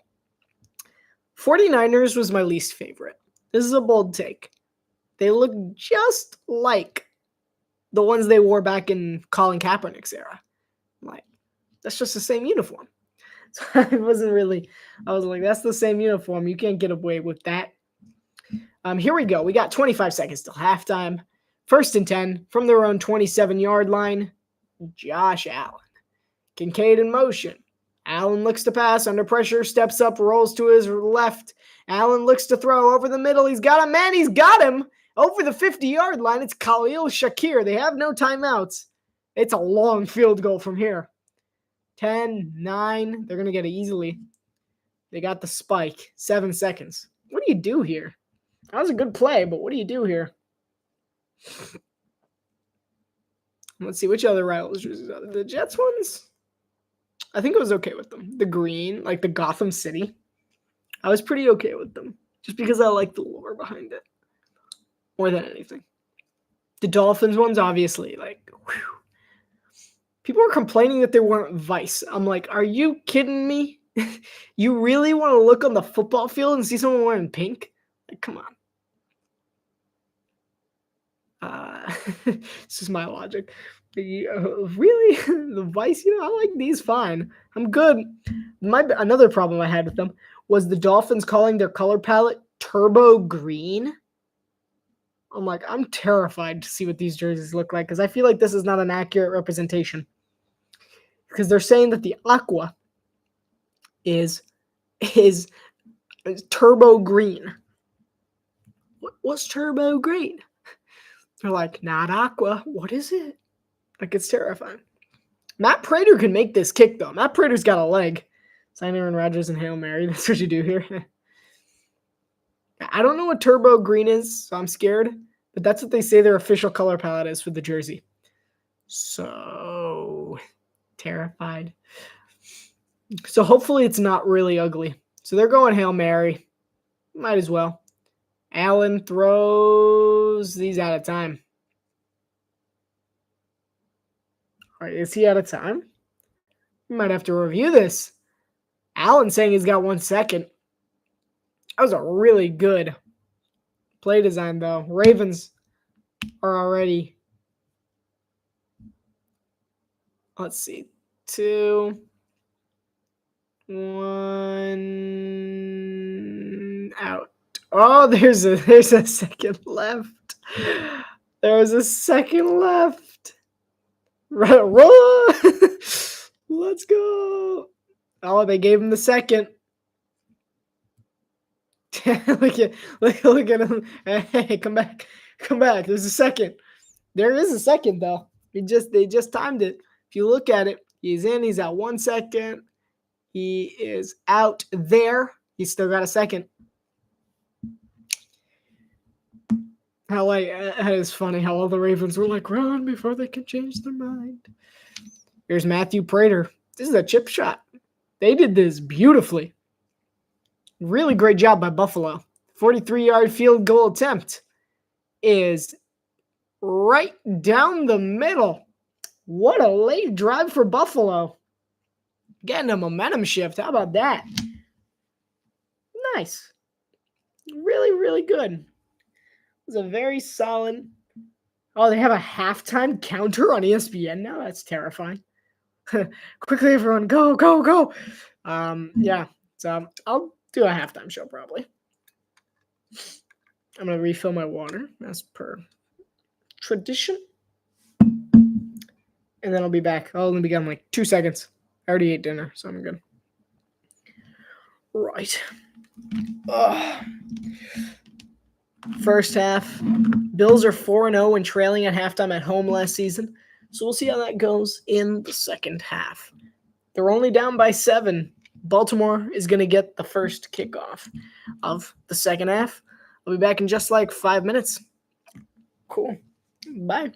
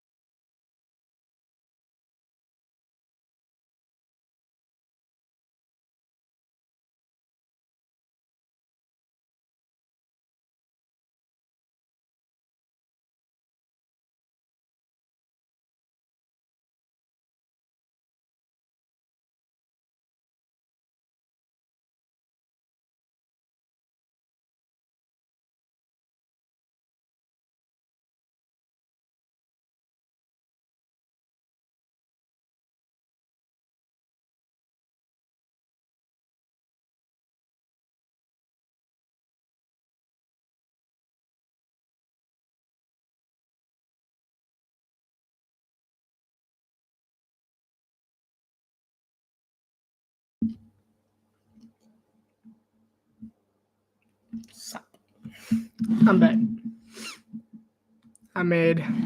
We got 8 minutes left.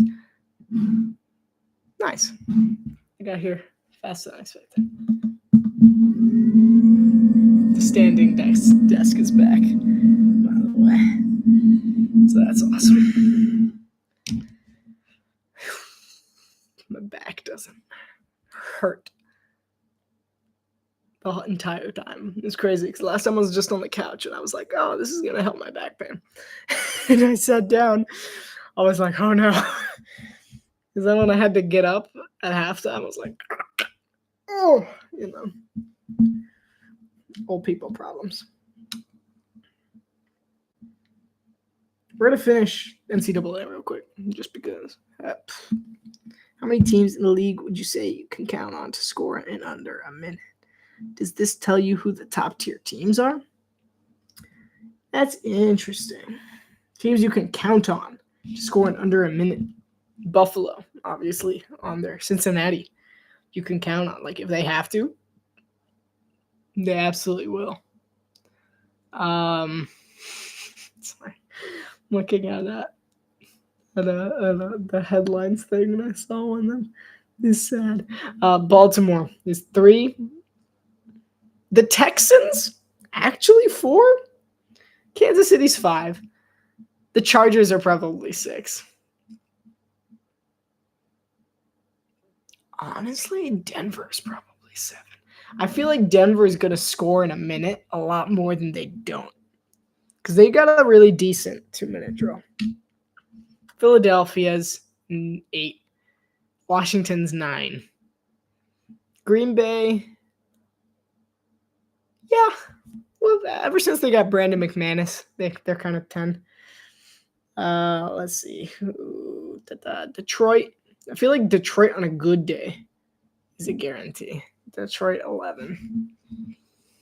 Minnesota, we have no idea. Chicago, we have no idea. Tampa, guaranteed. Like, I was watching the Falcons game. I'm like, oh, Falcons lost. It's like, why have the Falcons? They're winning. They just scored a touchdown. I'm like, Baker's got 2 minutes. It's way too much time. He did it in like 30 seconds. He was baking.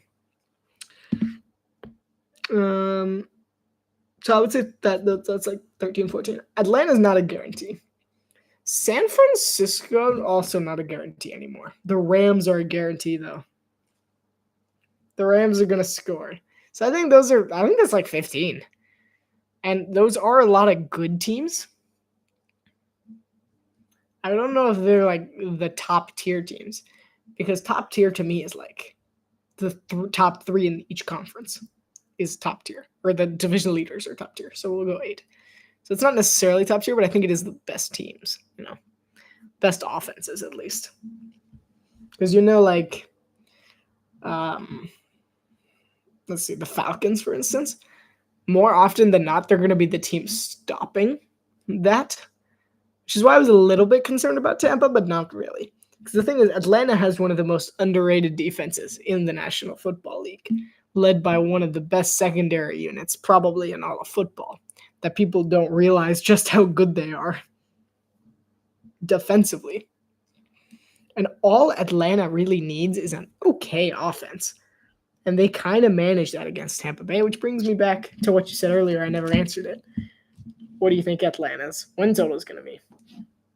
Let's go through it. They're already 0-1. We look over at Minnesota. We don't know yet. We don't really know yet. But we'll say 1-1, just for funsies. 2-1. Commanders 2-2. Bills 2-3.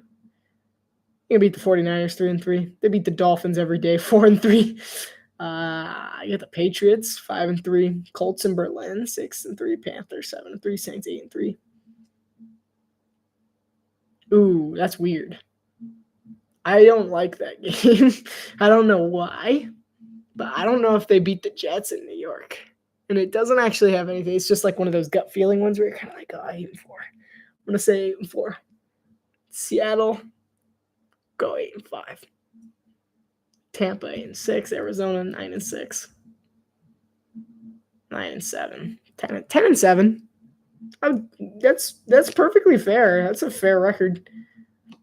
Although, like, it's such an Atlanta thing to do to lose to the Cardinals. I can't even explain. Like, if they lose to Arizona, then they're in a bit of trouble. But that sounds like something Arizona might do. But that's not a bad schedule. All right, let's take yeah, so I think 10-7 is probably right for them. Let's go back to college football since they're doing it on there. Baylor's win over SMU, impressed. Top tier victory. Yeah. The Baylor Bears, they're the real deal. We got to stop underestimating them. Because, like, Sawyer Robertson, like, I've been watching him for the last year, ever since Dave Aranda started winning again. Sawyer Robertson, he's dead accurate. Like, that's his defining quality. He's so accurate. It's crazy. Like, he is just, like, bullseye accurate 90% of the time. And he runs an air raid offense and an offense that isn't air raid. It's ridiculous. Like Sawyer Robinson, he finished 34-50 for 440 yards and 4 touchdowns against a very good SMU defense. I'm like, huh? He kind of went crazy because it's the Baylor Bears, everyone. Baylor's a good, like, we keep underestimating the Baylor Bears. They had they have an awful start to the season, by the way. Auburn and then SMU, like, that's not fair. Like, honestly, you look at Baylor's schedule and it's not fair. They get Auburn, SMU, they get a break. Then they get Arizona State. Then they get a break. Then they get K-State and TCU back to back. Then they get Utah a little bit later in the year.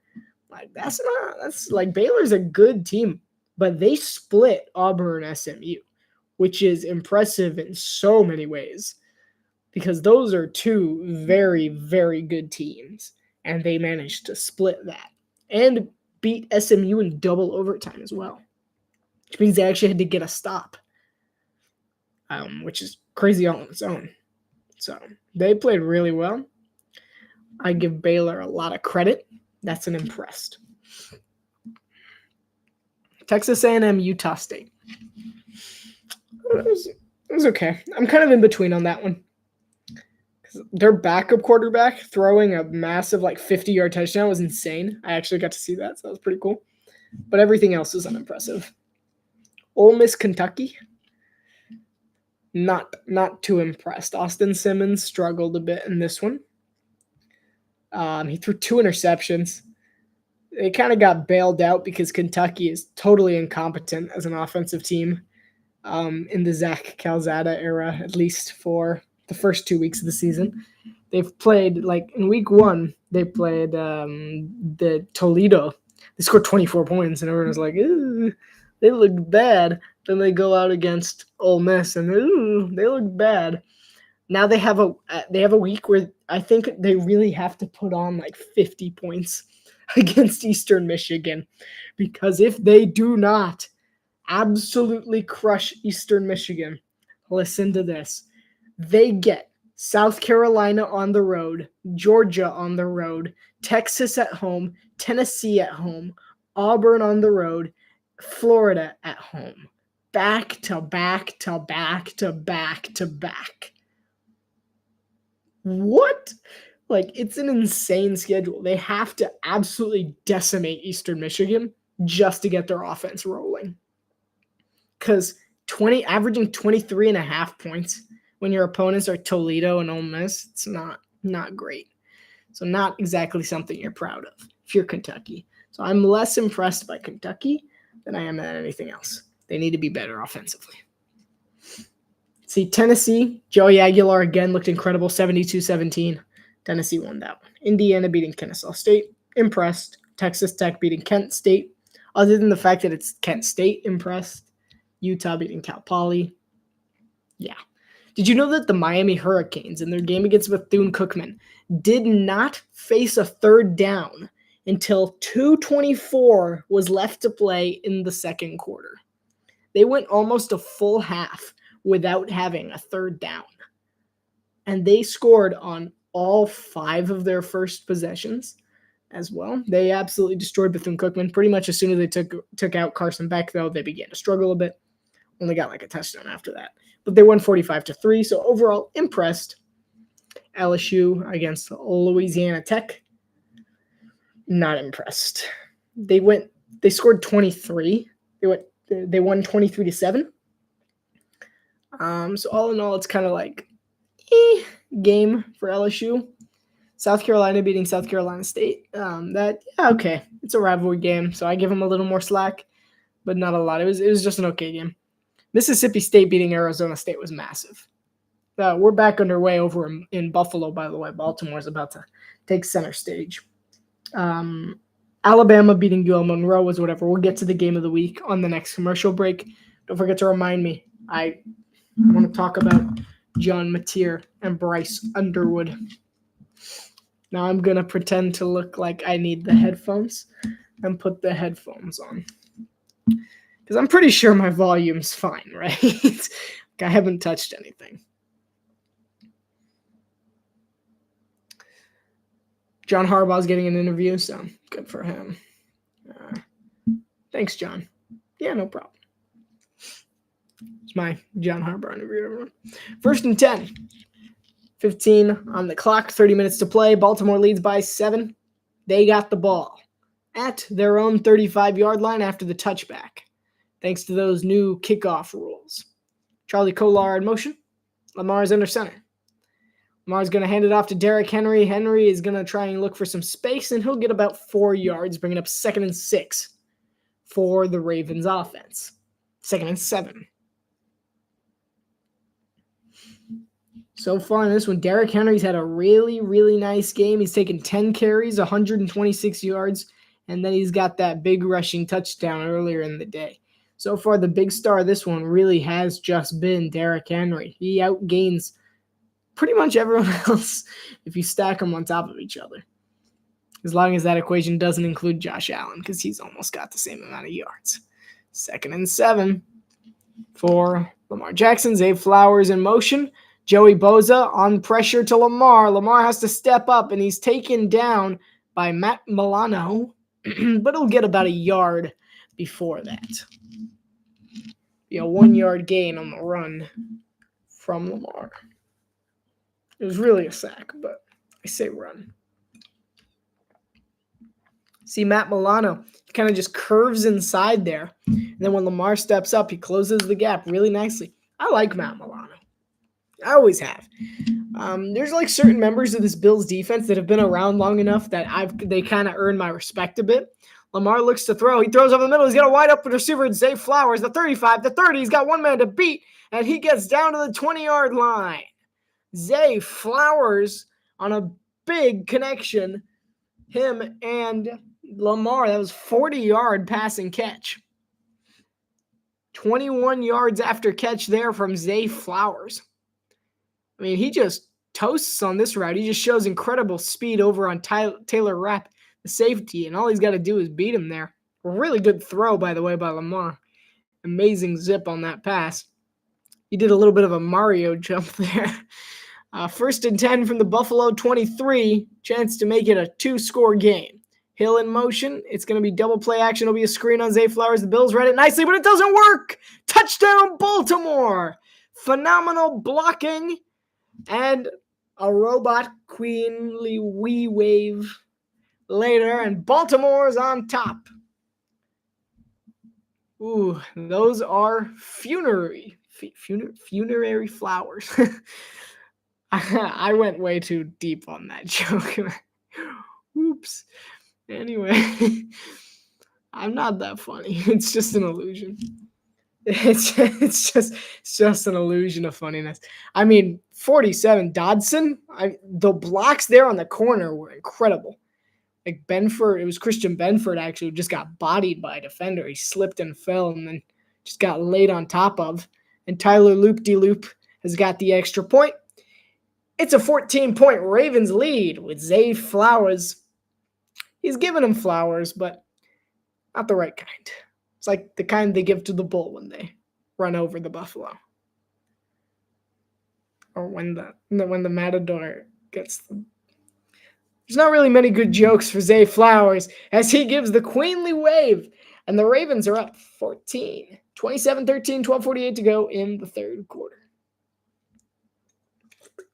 Strong first drive there. All right. The last college football game, we had Oklahoma. We had Michigan. Oklahoma won that game. I was really surprised to see everyone going with Michigan. Oh, this freshman's so impressive. Michigan this, Michigan that. Their defense is amazing. They played so well against the team they played last week that I'm blanking on. Like, they played so well. Oh, my goodness. They did amazing. They're still Michigan. Woo! They're going to be amazing. And I'm like, John Mateer, Brent Venables, whatever, Ben Arbuckle. It's a little different. Like, they're different teams. They've only played each other once before. And these are two of the most storied franchises, most storied colleges in the history of college sports. And to me, it wasn't really going to be a good game. I was always like, it's going to be Oklahoma. Because it doesn't make sense to me to see Michigan win, other than the fact that Michigan's defense is great. But I just never thought that.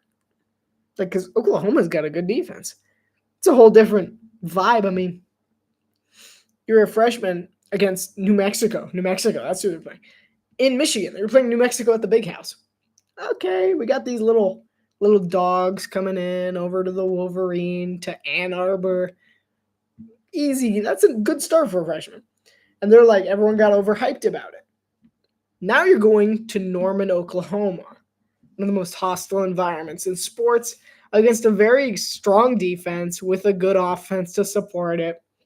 And everyone is like, oh, Michigan's going to win. Michigan's going to be amazing. They got this. Oh, it's going to be perfection. Michigan. I'm like, you realize they're not the better team here. Like, they were not the better team. And ultimately, I was proven right again. I got a pretty good sense for that thing. I think I'm mostly like, what I get right, what a lot of people is, I don't like, if there's not a team that I support, I'm just going to give it to you flat. Like, I'm not going to be like, hey, this team played so well last week. I'm going to be like, hey, this team had 200 more yards than them. Like, to me, it's all about the stats, y'all. It's all about this. Never been wrong. Yeah, right. Not right. Yeah. Nah. I did pick the Ravens at least, so hopefully that stays going. I don't know what just happened. There's a flag. I think someone moved too quickly on the kickoff, which is a new penalty now.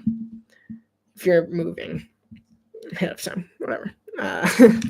So the Bills are starting at the 40-yard. Maybe it's a kickoff out of bounds. I didn't see it. I wasn't paying attention. 1st and 10, Allen under center, Cook's the back. It's Palmer in motion, handoff to Cook.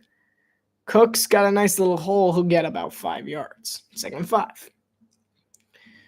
But I mean, the big thing with predictions is that everyone's like always picks with some sort of bias or some sort of expectation. Even the pros, like, they're always like, this guy had such a good game this week. Guess what? I think this team is going to have an amazing week this week.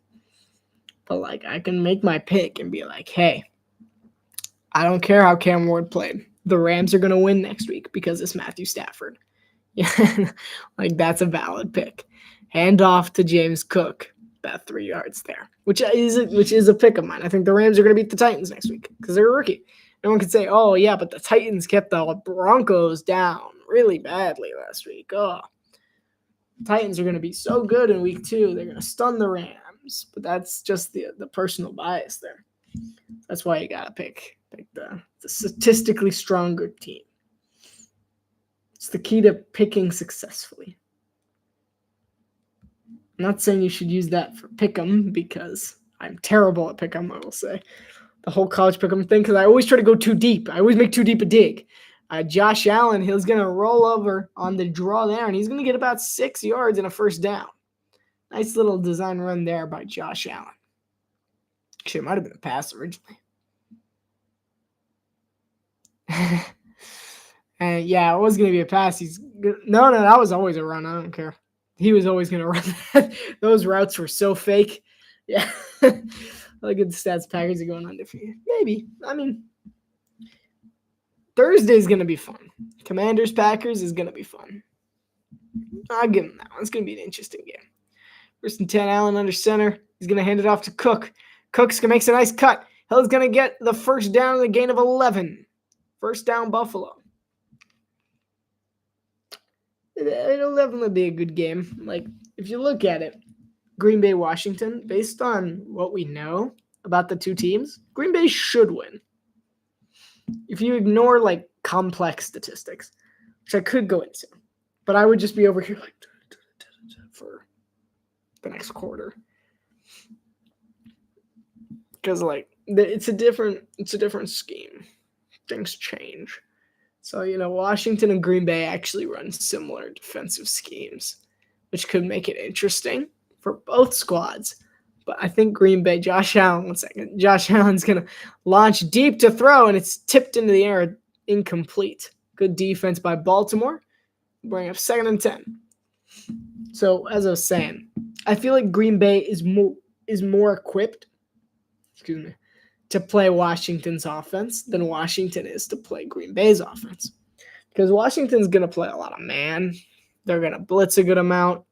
Like, they have a good man team. That was just an errant throw by Josh Allen, by the way. I don't know why he tried to fit that in there. He was throwing more to Kyle Hamilton than Khalil Shakir. 2nd and 10, play clock's at 5. 4, he'll get the snap off. Allen looks to throw. Underneath to Cook. He'll only get about 2 or 3 yards. It'll set up 3rd and long. Yeah, so it's kind of the man defense scheme.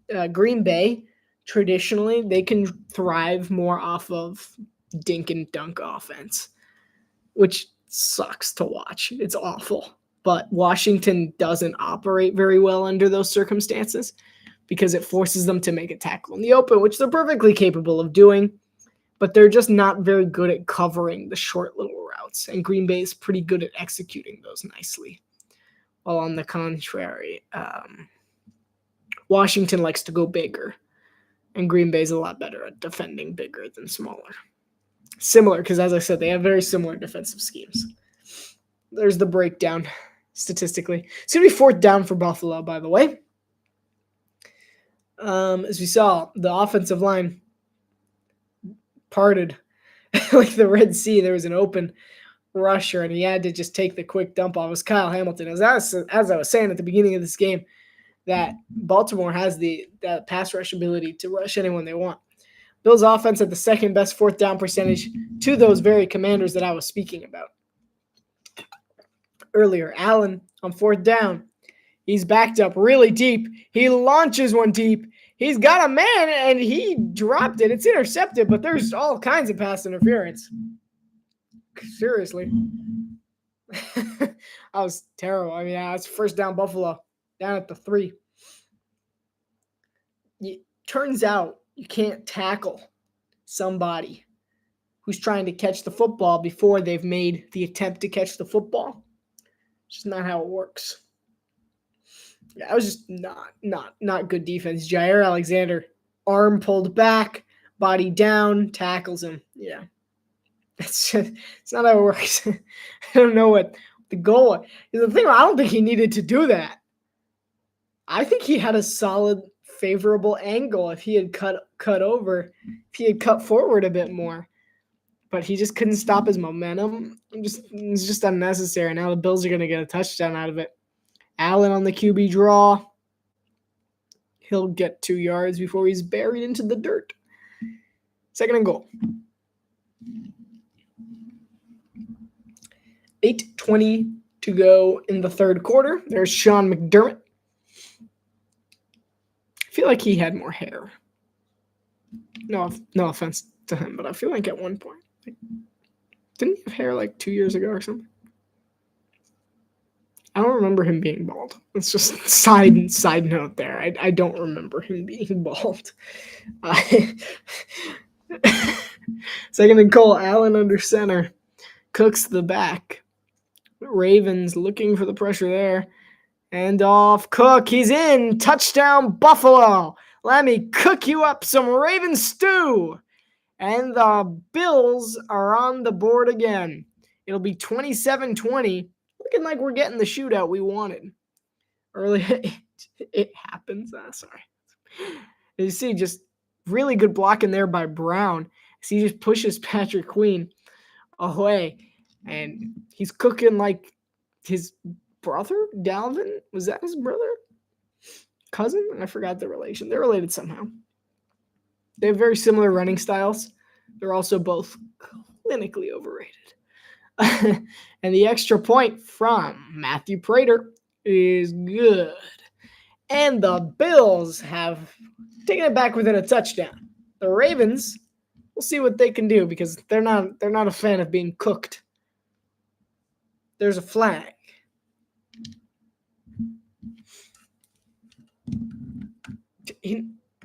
Okay. Whatever. Doesn't matter. Yeah, that's what Sean McDermott's saying too. Doesn't matter.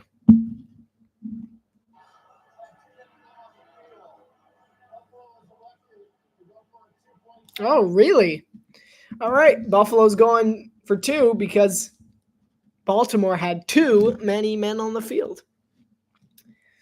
I saw it. I'm like, okay, are they actually going to go for it?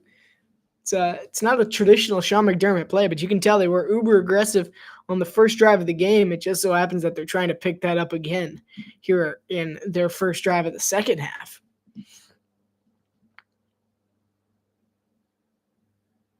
I just heard the dryer turn on. It's been like 3 hours. That was weird. It's the ghost. He's back. It's almost Halloween time again, so he's like, what's up? 2-point attempt from the 1-yard line. 2-point conversion makes it a 6-point game for the Bills. Ray Davis in motion. Fakes the sweep. Allen rolls to his right. He's got no one. He'll throw to the corner. He's got a man. It's good. Keon Coleman.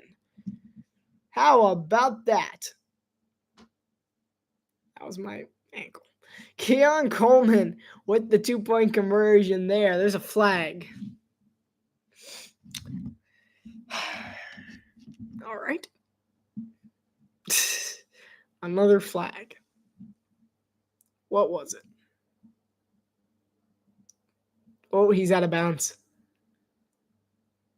Oh, he didn't reestablish. That's going to be no good.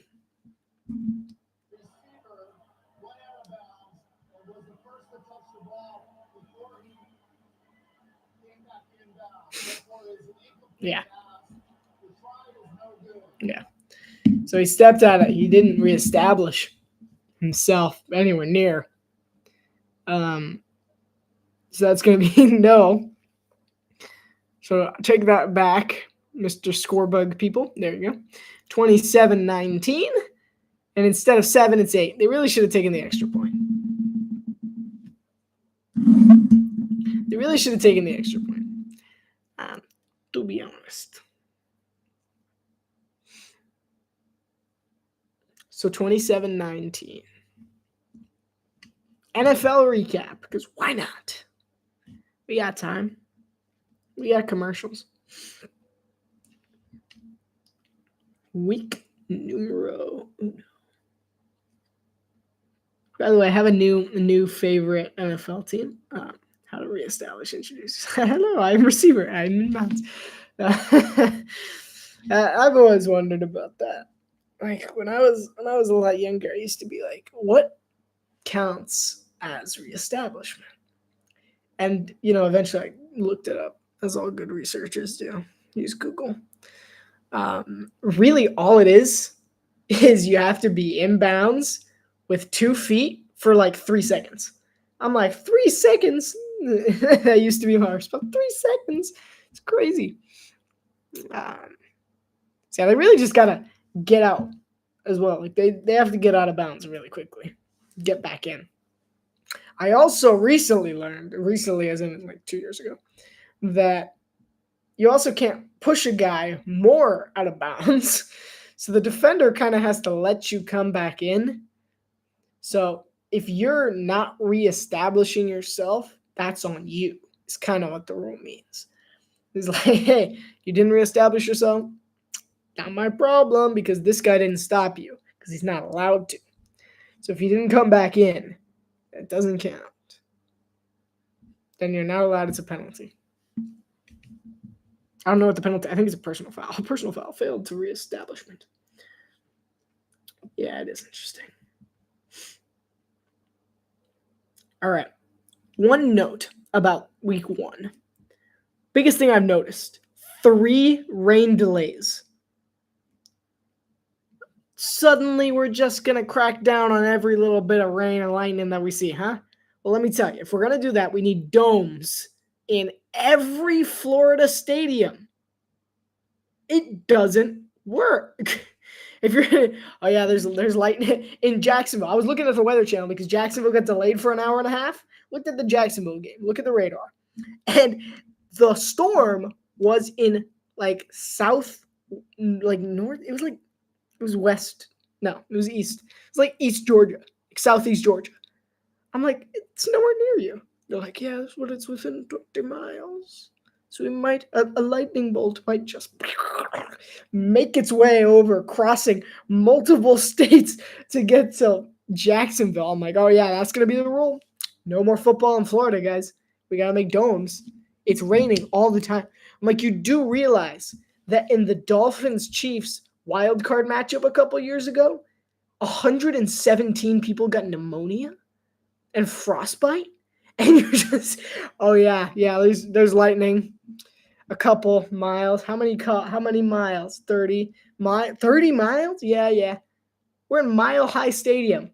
Yeah, and it's 2 more stadiums that away. Like, it doesn't make any sense to me. It's so ridiculous. Like, they shut down Dallas's game, the Eagles game in Philadelphia. They shut down the Broncos game. Derrick Henry, by the way, just had another really nice run. 1st and 10. Actually, that was a flashback. My bad. I was going to say, I don't remember missing it. Hand off to Henry. He already did have a nice run. That's 8 yards.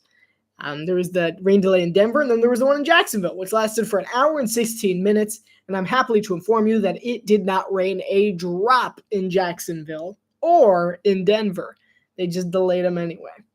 It's not okay. There's no reason why we need to be doing that. We've done it this way for years. Just keep the normal crackdown policy. Hey, if it's within 5, then you go inside. But we don't need it at 20, because then we're never going to get anything done, especially in Florida. Like, it literally thunderstorms every day at the same time. Derrick Henry just got swallowed up by Ed Oliver. That's the matchup of the day right there. I want to see Ed Oliver run at Derrick Henry full speed and vice versa and see who wins.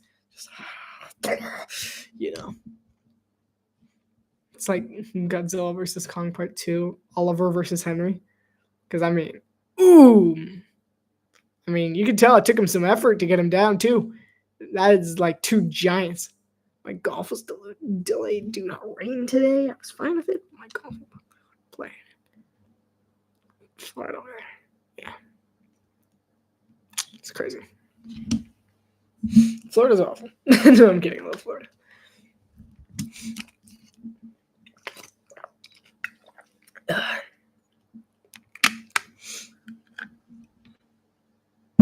Titan metal. Yeah, that's epic. Seeing the 2 of them. That's holding. What? Okay, whatever. 4th and 10. Jordan Stout to punt. And he'll punt this one back to Buffalo. They need 8. That's a penalty. Is it not? Did he not call fair catch? Is he just stupid? He's just stupid. Okay. This game has gotten weird, folks. Tired of standing. This game's gotten weird at this point. You should have called fair catch there. And the holding needed to be called. That's weird. All right. So other than those rain delays, the Eagles-Cowboys game my reaction, ultimately, Cowboys played about exactly as I expected offensively. Defensively, they actually played better. My projected score for this game, nice. Not weird. Yeah, I'll get to that. So Eagles, I expected the Eagles to play a little better offensively as well, but they still pulled away. The Cowboys actually got exactly the amount of points I projected them to get. I had it 35-20 Eagles, and the Eagles underperformed a bit, but they still managed to pull away with the victory over Dallas. But I will say that it is not okay what happened on that first play. It's not okay. Like, Dak may have done it first, but it's not okay either way. It's one of those you gotta be the bigger person. Like, if he does it, why are you doing it back? And that's not the kind of work ethic. And he just got kicked out from the game, and he's gonna get fined for it as well. Like, that's not okay. That's conduct detrimental to the team, which is suspension of up to 3 games or more, depending on how the team's. Most I've ever seen for conduct detrimental to a team is 8 games. Like, that's not an okay thing to happen. And I understand that they're one of their better players and they won't do that. But they need to do something to make sure it doesn't happen again. Because, I'm all for, friendly banter or whatever on the field, because I think it makes the game more fun. But it doesn't need to go there. He didn't need to take it that far. So I don't think that was an acceptable response. I'm not condoning it. They do have to punish it some way. Because they got to teach it out of him, You just can't do that. It's not fair for the rest of the team. It is the definition of conduct detrimental to the team. So I would suspend him, but I know they probably won't because he is one of their better players. I think the team should suspend. I don't think the NFL will do anything. I think they're going to fine him. But I think the team should suspend him for at least a game. Just a bold take. I formation for Buffalo, 1st and 10. 6:14 to play in the third quarter. It's play action. Under pressure, he'll dump it off to James Cook, whose legs are taken out from under him. It'll be 2nd and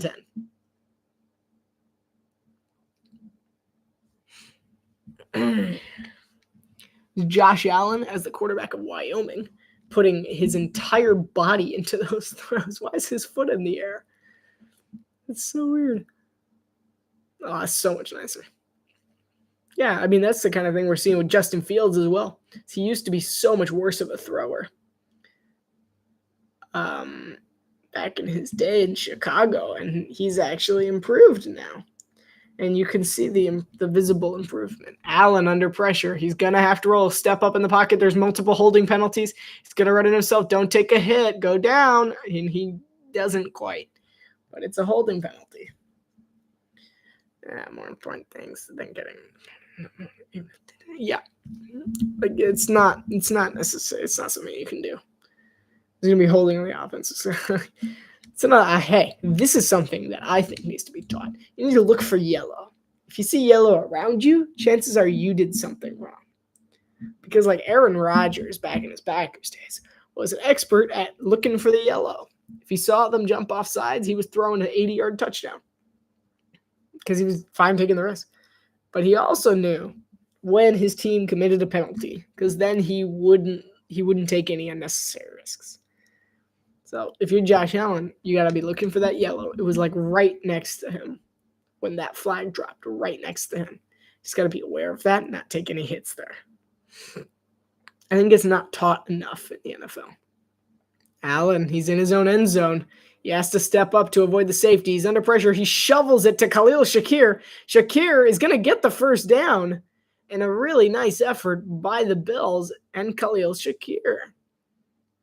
Great play there by Allen, stepping up in the pocket and then that little shovel, because he was almost dead to rights back there by Kyle Van Noy. Steps up, dodges Van Noy, shovels it. Just a really good play. Oh, they didn't give it to him. 3rd and 1. They will give him that first down there. I don't know what's happening over there in the corner. The left side of the screen. I'm not entirely sure why. Dalton Kincaid was on the floor while there were two Ravens surrounding him. Let's see, it was Chidobe Awuzie. Oh, wow. Chidobe Awuzie. WWE. Hey, that's crazy. That's crazy because Dalton Kincaid's significantly larger than Chidobe Awuzie there. He's like, hey, I took Taekwondo. You know, that was pretty fun. It's probably more of a jiu-jitsu move. It was, Ray Davis is going to hit the hand off here 1 yard. No wonder the Bills were a bit upset about that. Why? What'd you do? He messed with the wrong little dude. You know, I took self-defense classes.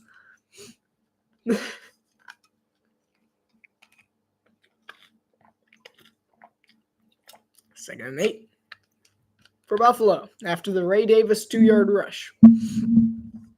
3:17 to play in the third quarter. Down by 8 are the Bills. Ravens. Humphrey's down at the line of scrimmage. I expect him to back out here. He does. Allen looks to throw. He's under a bit of pressure, and he'll overthrow his receiver by a bit. So that's one of those things. Marlon Humphrey is one of those Ravens defenders who blitzes. He's probably the Ravens secondary member that blitzes the least. So I see him over there, and I'm like, I think he's gonna back out. I don't think he's gonna stay. Because Humphrey he's a very good zone cover corner or safety. He is a corner technically. He's like the most corner. Look at this. Ravens defense in 2024. Marlon Humphrey 6. Rest of defense 6. Because Marlon Humphrey's a really good stalker. And I say stalker because he can just stalk the ball. So see, he's on the line. He backs up. And now he's going to go pretend to play safety at the cornerback position.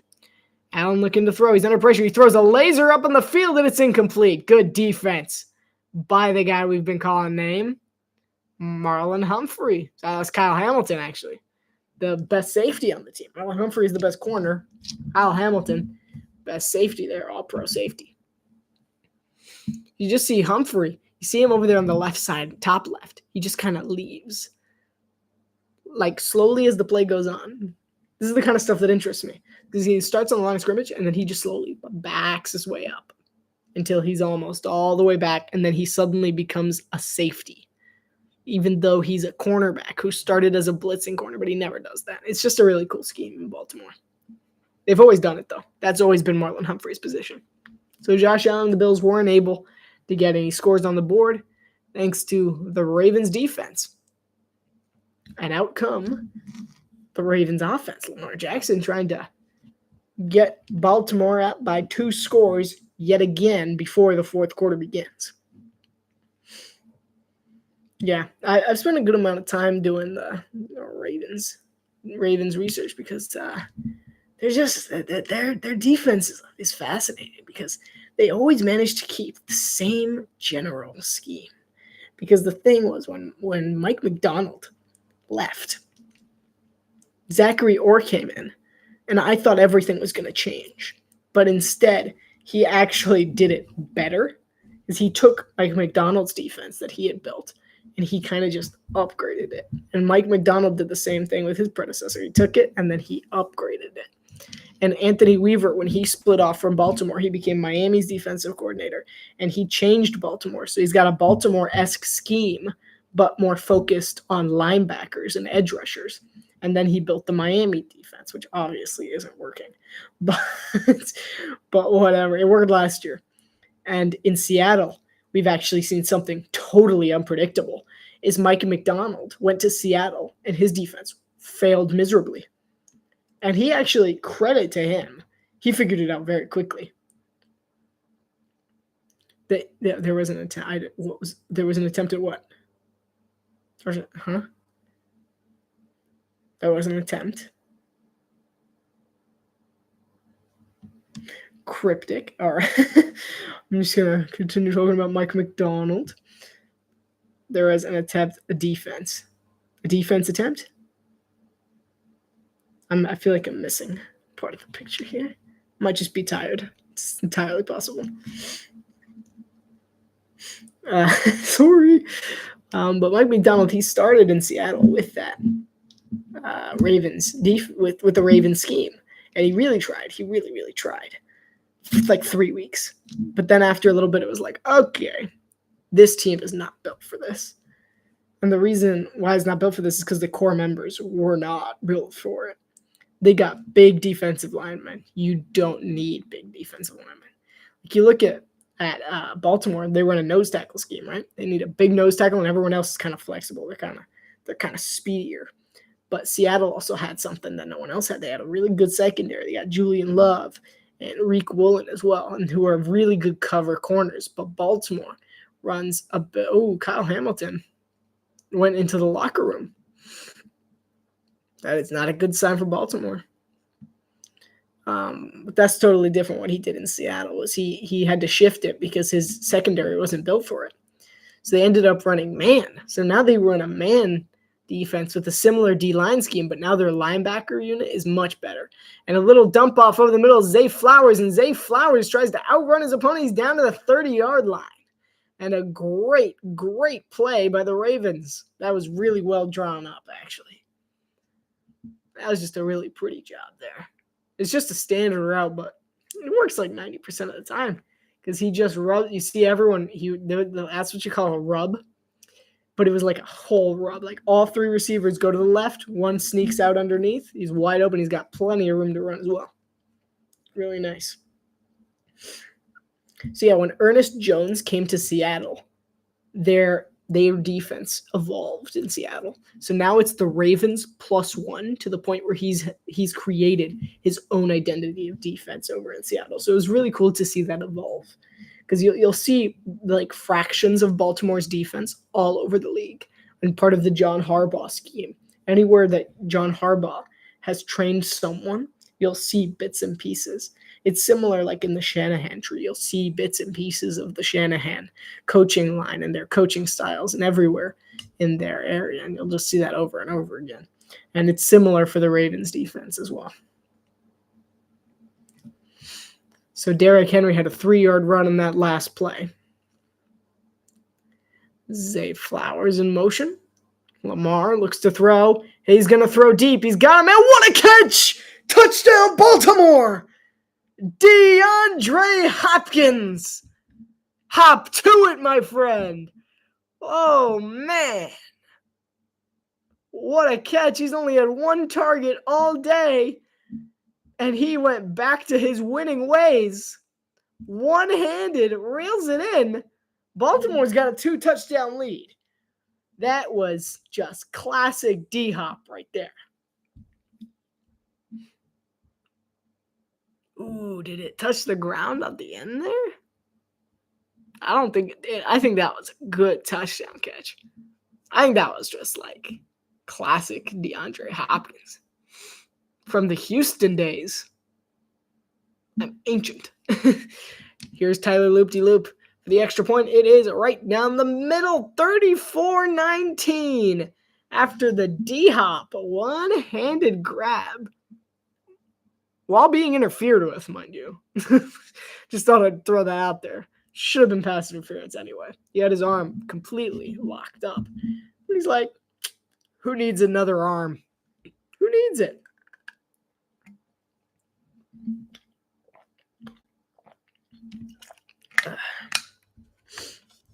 Sorry, talking about defensive schemes makes me thirsty. It also happens to bore everyone to sleep.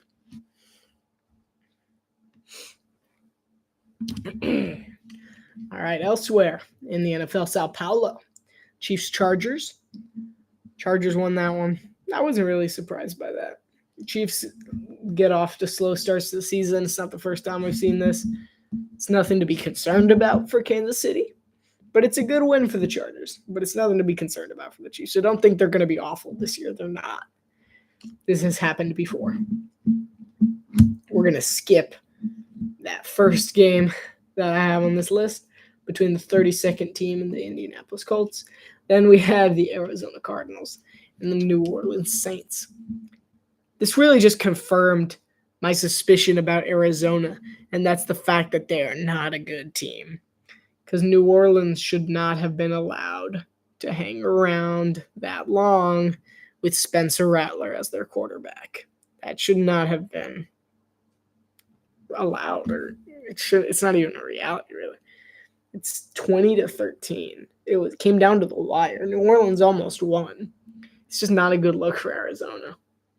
Like, I'm glad they got the win because I don't mind the Cardinals that much, but it's just not ideal if you're Arizona. But overall, Saints have to be pretty happy. Game 1 and you actually contend. That's solid. Raiders Patriots finished with the exact same score. Didn't even realize that, 20-13. That game was pretty bad.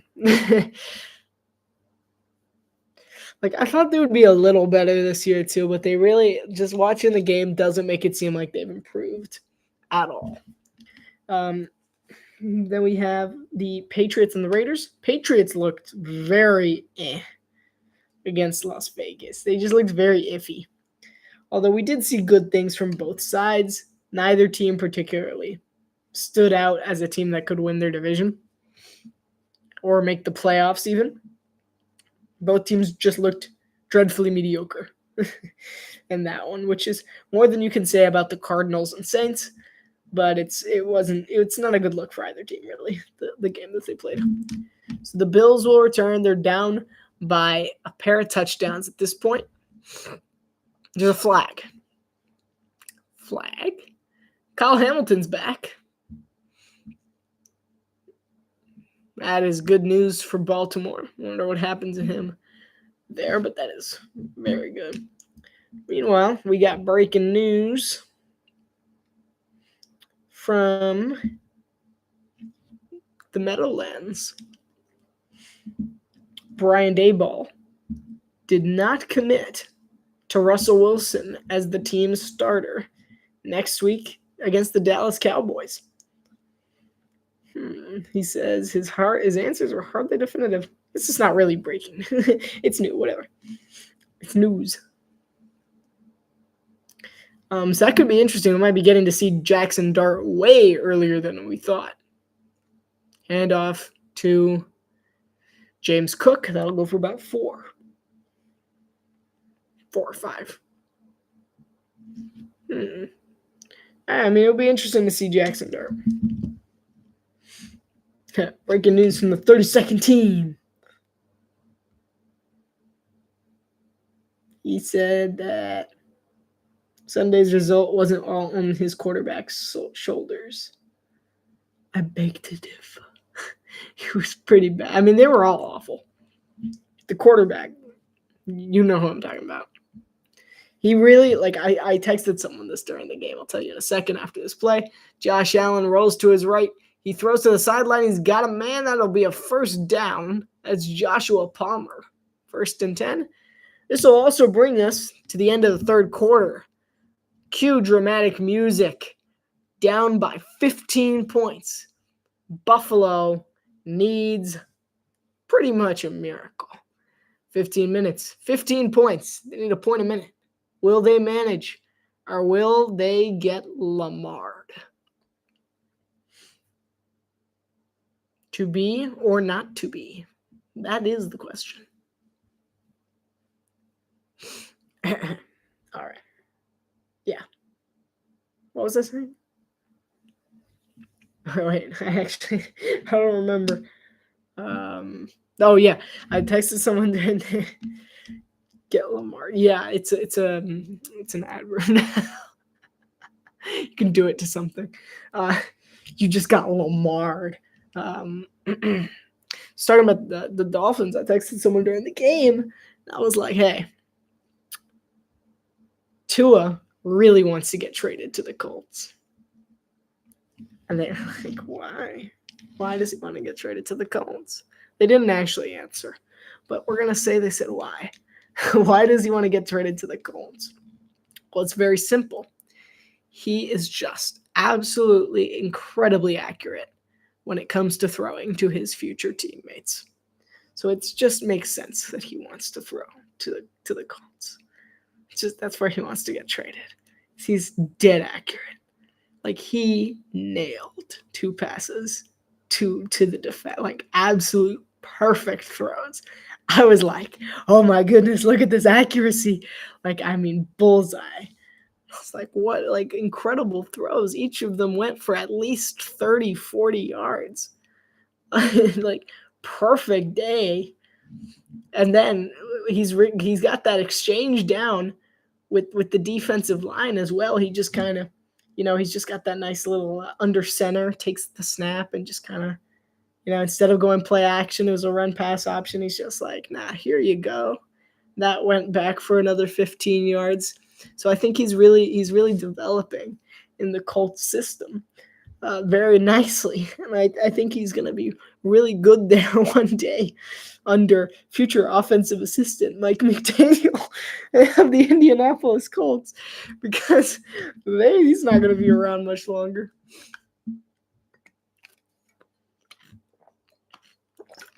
Yeah, it was bad. It was really bad. It just didn't feel like a Dolphins game. Like, I know we're not the best team, but it didn't feel right. Like, everything felt really wrong with that game in particular. Just the style of play was so un-Miami like. It was just, the vibes were not good. 1st and 10 for the Bills. They need a point a minute to be able to come back against this Baltimore team. 1st and 10. Allen throws high. He'll get Keon Coleman on the sideline. 14:53. 1st and 10. That'll size him up at about the 43. I'm trying to guess where it was. Allen looks to throw again. They're kind of going a little bit of hurry up here. He's going to give it to James Cook. Cook's backtracking. He'll get about 4 or 5. 4 or 5 yards on the reception to James Cook. Man, my allergies are getting to me again. Yeah. It's like, I feel like a cartoon sometimes. Josh Allen looks to throw over his shoulder deep, and okay. Awesome. He underthrew him. Yeah. Kyle Hamilton, I want to hear what's wrong with him.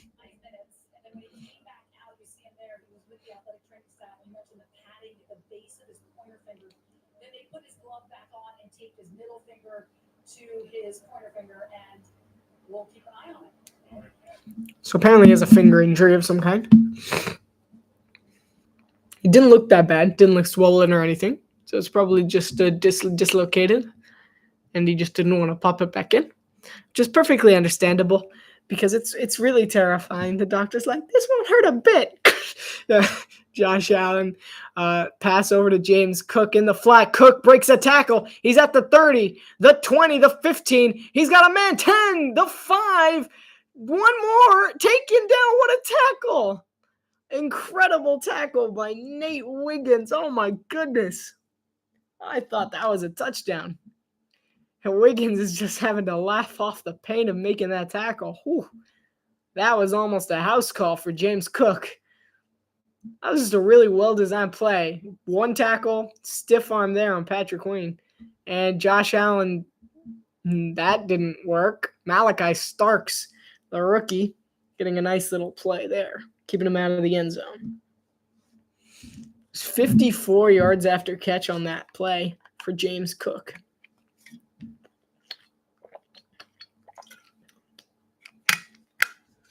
Second and goal. There's an injured. Oh, that's bad. Marlon Humphrey is injured for the Ravens.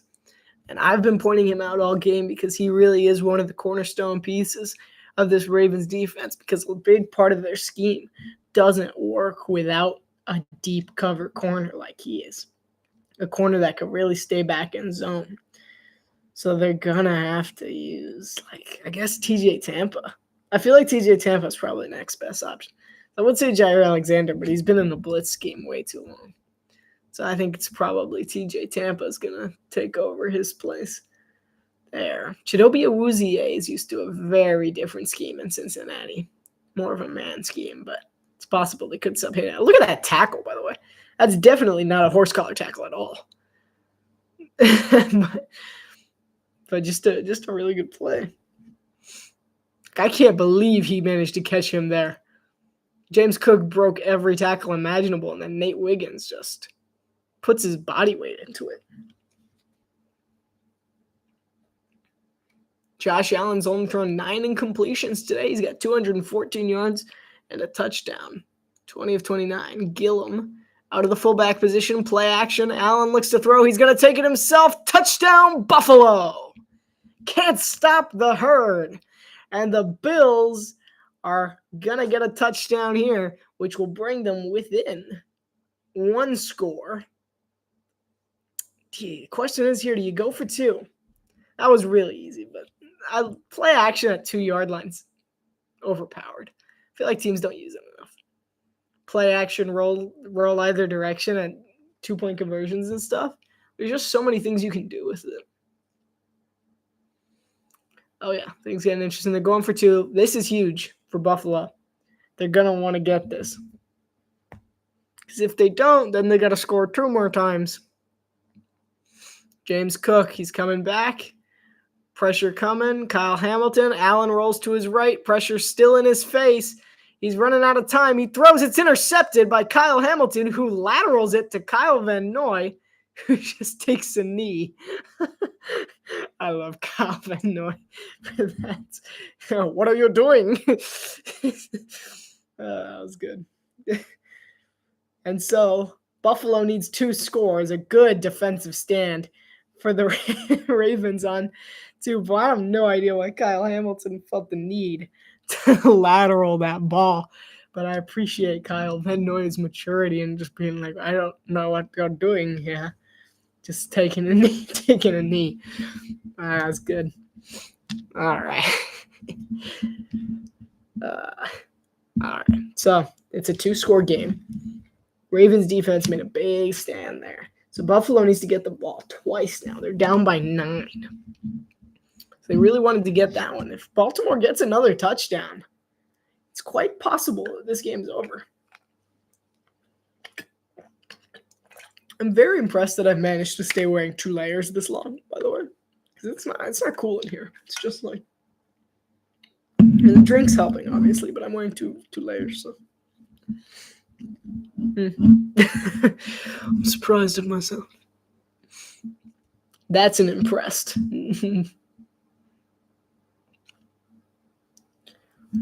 Right, other NFL games. Oh, I'm getting too tired to do recaps. I'm just like, just let me sit here in peace. Let's see.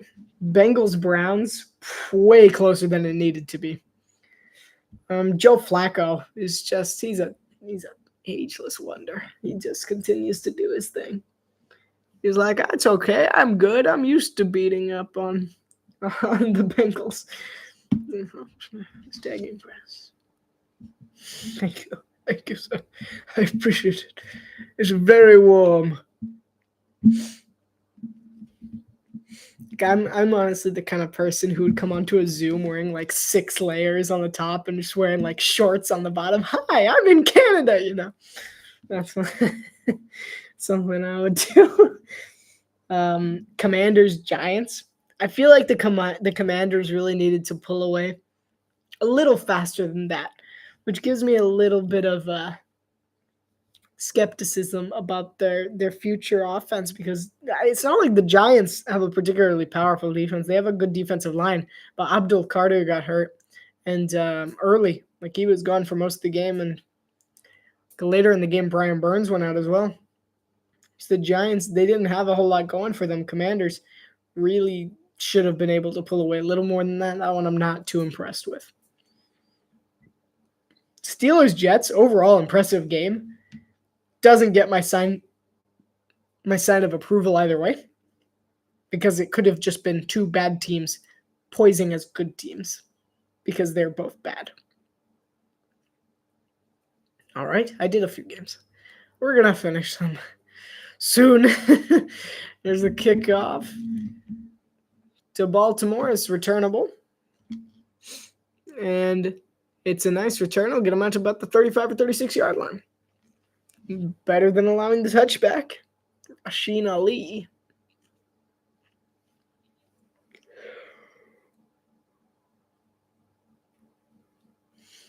was on the return.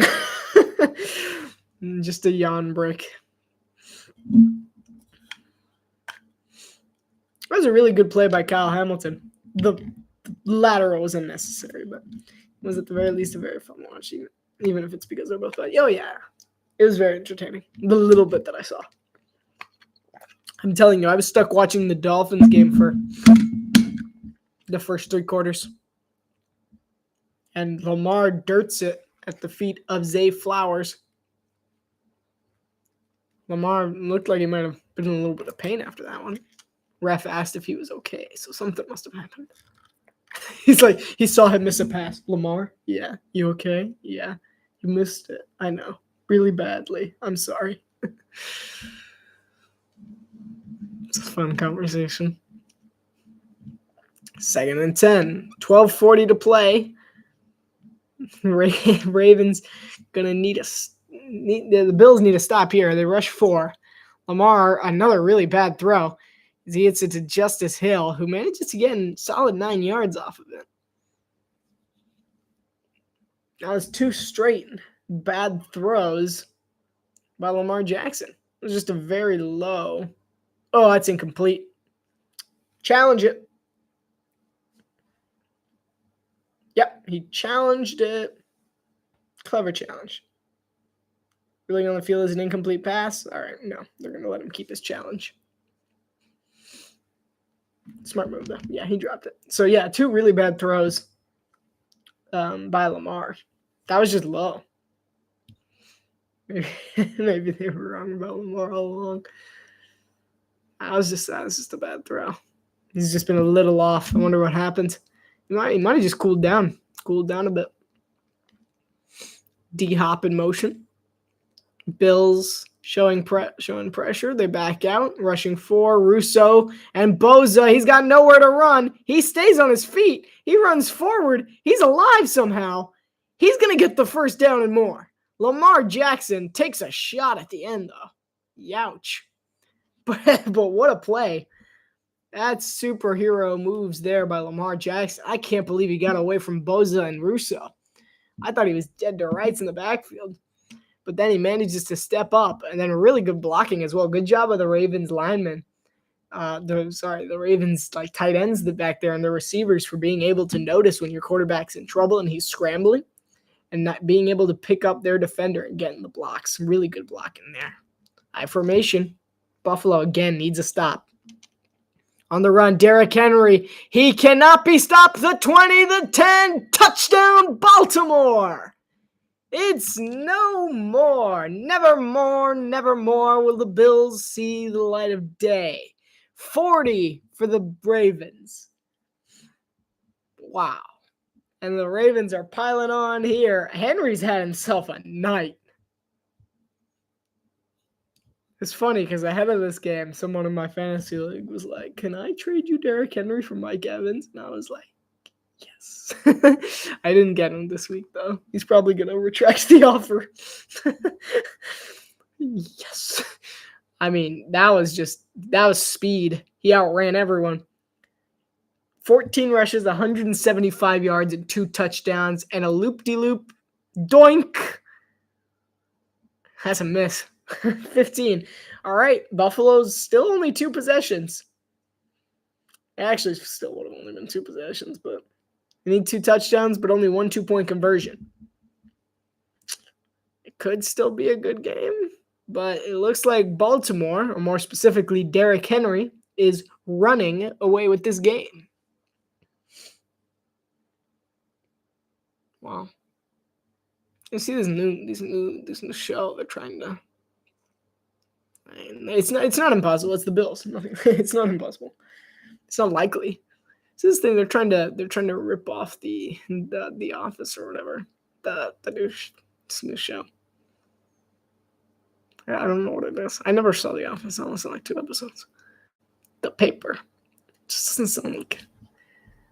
I actually wait. If it's about what I think it is, it's a newspaper. I might find it interesting. But I don't know. People just have no original ideas anymore. They can't come up with a new movie or a new show. It's one of the reasons I was so impressed by that CBS show, Matlock, is the new one, is because it wasn't they didn't use it as a sequel to Matlock. They didn't do the same story. They've actually made it a completely different story, totally unrelated to the original Matlock. Not even remotely similar. And there's an actual cool story to it. And it's whoa, wait, they actually did a good job. But no one makes anything original anymore. So I was really happy when we found that one. Yeah, Matlock's pretty good. It was pretty good because it's not at all related. I was not expecting it. But basically her logic is she goes by Matlock, but she's not in any way related to Matlock. And she acknowledges the fact that it was a TV show from the 90s. And I was what? Yeah, no new ideas, especially Disney. They just don't do that anymore. But you notice, yeah, I know. But you notice how a lot of the movies that are doing best these days are original movies. Most games with 150 plus rushing yards at 30 plus years old, including postseason, Derrick Henry's just tied himself with Walter Payton. And he's got, wow, that is company. That is company. Tyler Loop-de-Loop the kickoff. This is going to be returned by that guy who just got buried. Derrick Henry, he's just elite. He's it's the only way to describe him. He's one of the best to ever do it. If not the best. He's such a legend. I liked him better at Tennessee. No, I used to love Tennessee too. That Tennessee team that made it to the AFC Championship, legendary. But now they've all split up and they're still good. It's crazy. I've never seen a team split up and still have their individual pieces be so amazing. They're just everywhere. You can go look them up and they're all over the place.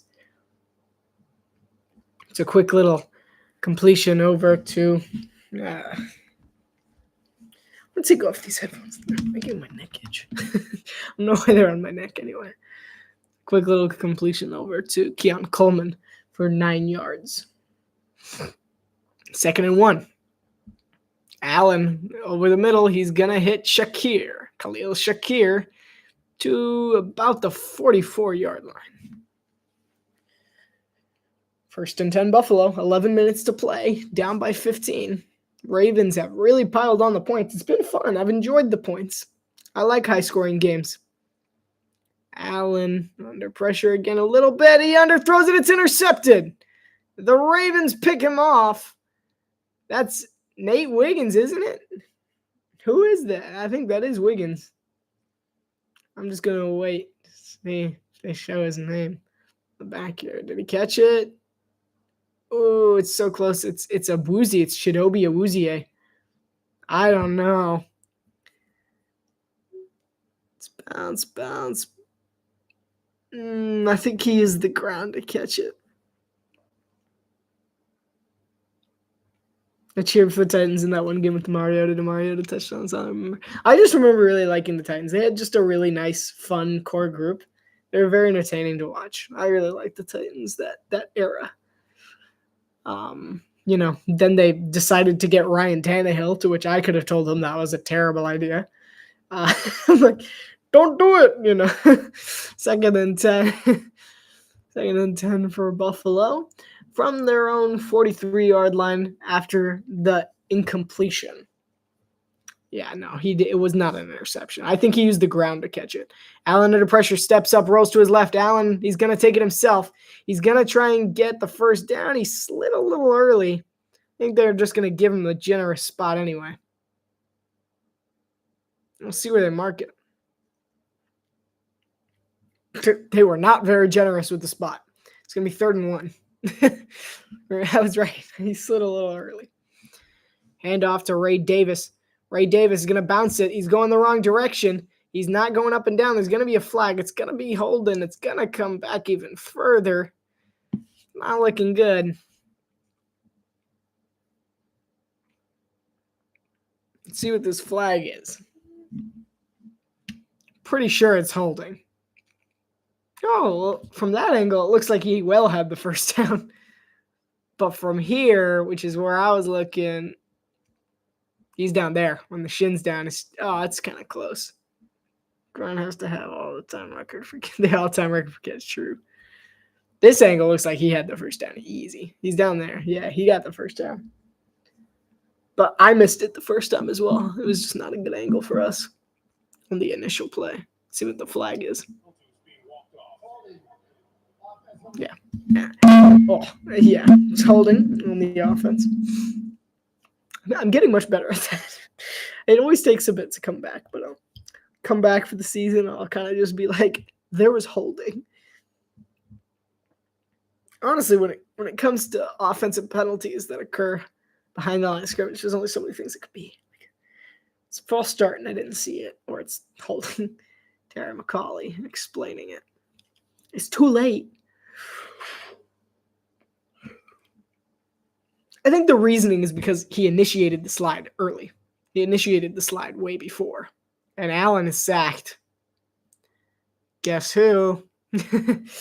I believe that was a good friend, Justin Namandi Matabuke. I guess. I was trying to avoid saying his name all game.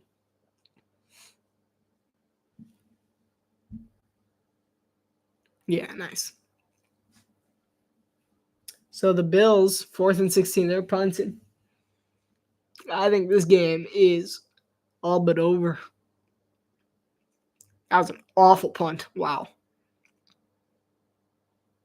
The long snapper. The long snapper getting the punt. That's crazy. All right. It's a 15-point game. 9 minutes to go.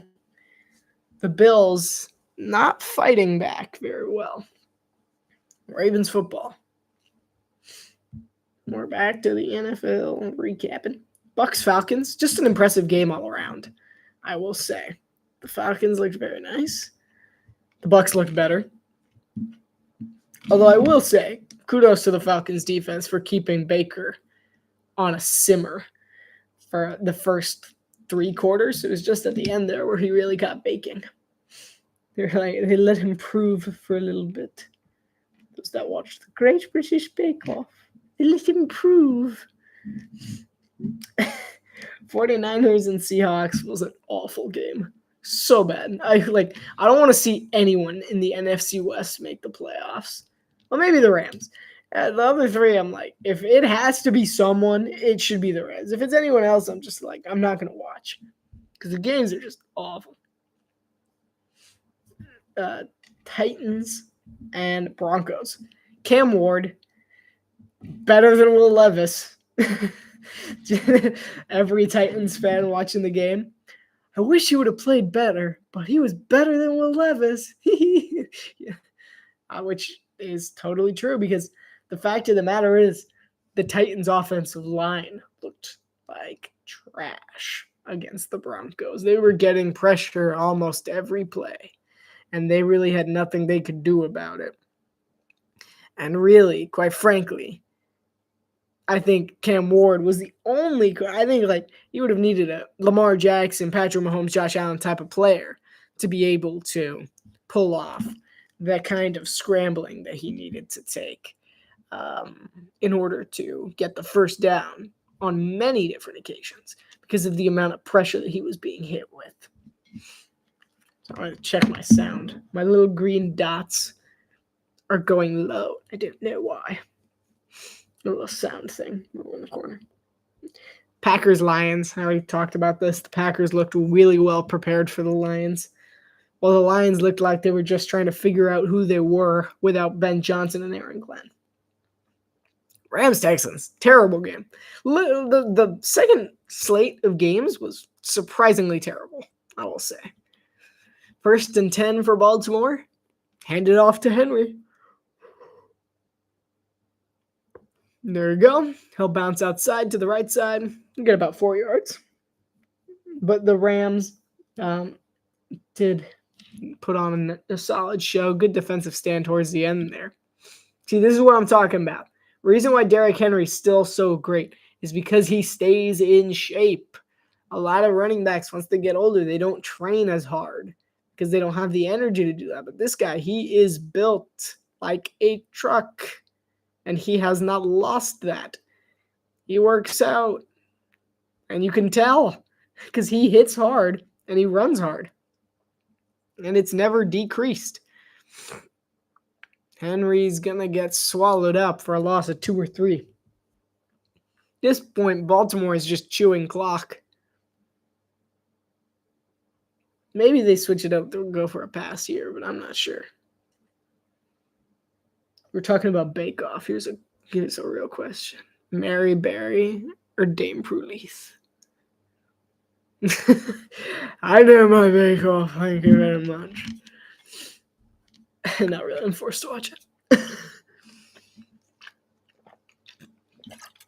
It's what I'm forced to watch this on my phone. Lamar under pressure. There's a flag. It got blown dead. I wonder why. I'm going to stand.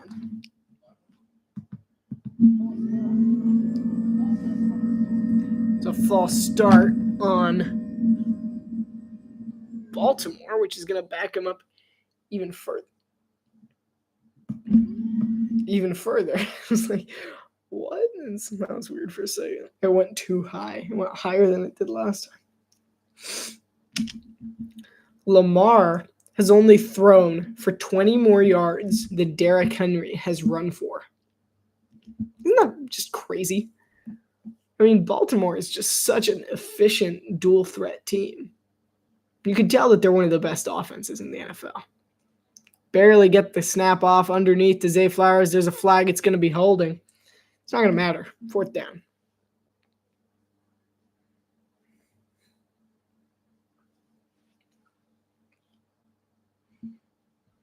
It's just gonna be holding, unless it's like a legal shift or something.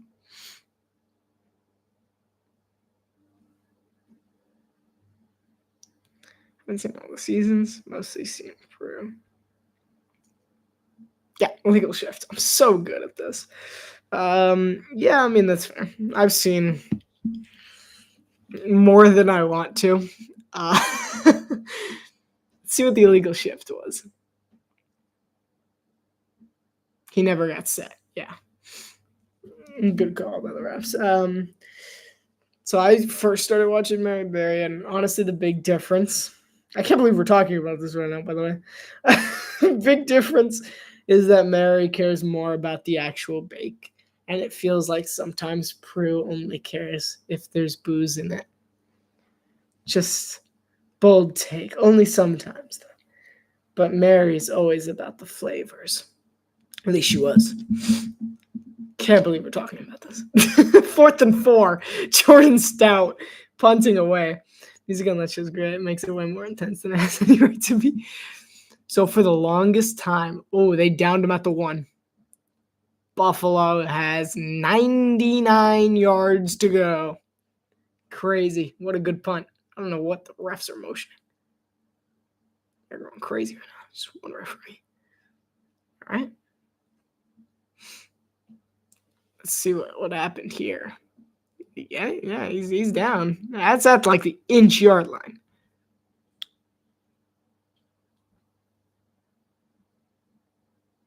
He's got it. What are they debating right now?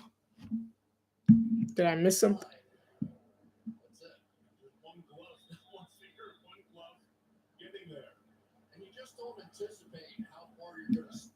I don't know what happened, but okay. Whatever. 1st and 10 from the 20-yard line. Allen is in shotgun. Take the snap. Good pressure by Baltimore. Throws over the top. Keon Coleman, who takes a shot in midair but makes the catch. He tests the line. Yeah, I think that's what it was.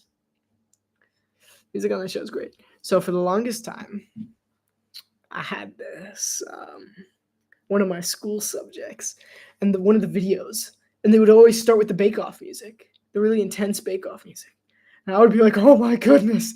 Josh Allen, under so much pressure, he somehow escapes and manages to get 9 yards out of it. Great improvisation by Josh Allen.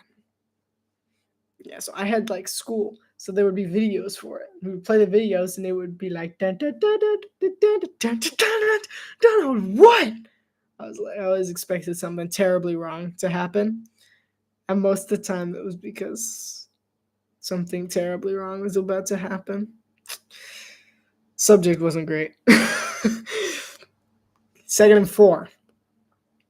Allen drops back to pass. He'll look over the middle. He's got a man. It's Josh Palmer. He'll get into Ravens territory. 6 minutes to play, down by 15.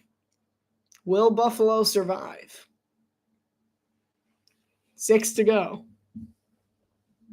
It's not looking good, I will say. Allen tipped at the line. Good play by Odafe Owe and the Ravens defensive line there. 2nd and 10.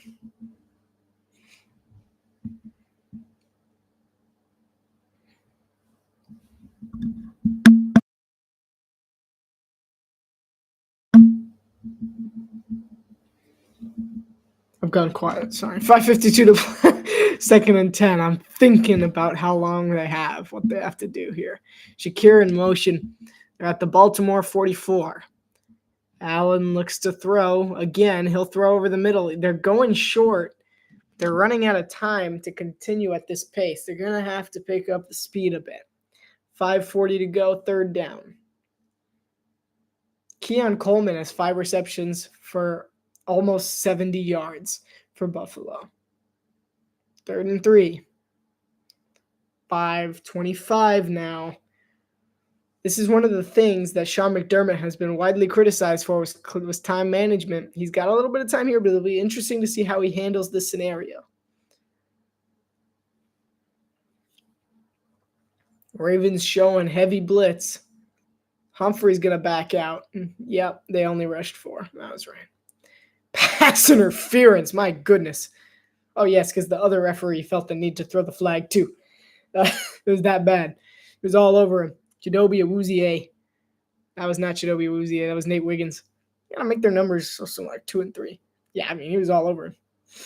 Basically fell on top of him before the throw was anywhere near him.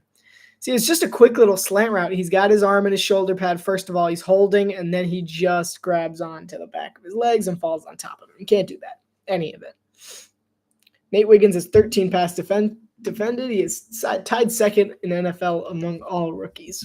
Last season is from Clemson. Last year in the draft.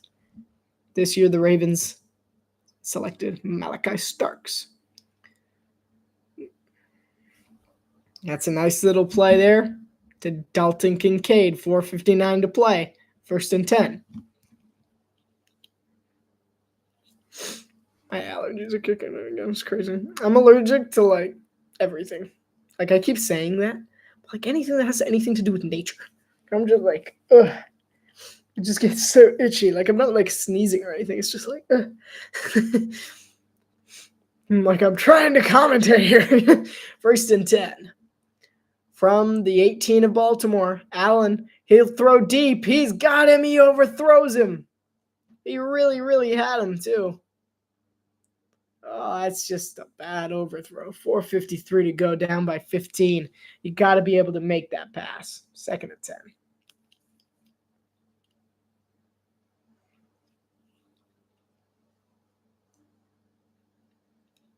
Yeah, that's just not a good miss. So at this point, this drive has taken a little longer than it needed to. At this point, I will say. They needed to already be gone by now. Like, it needed to be Baltimore possession. Buffalo still has their 3 timeouts, though. So they're going to have time. If they score soon, they're going to have time to get the ball again. It's just dropped by Ty Johnson. So you got to throw that to a wide receiver.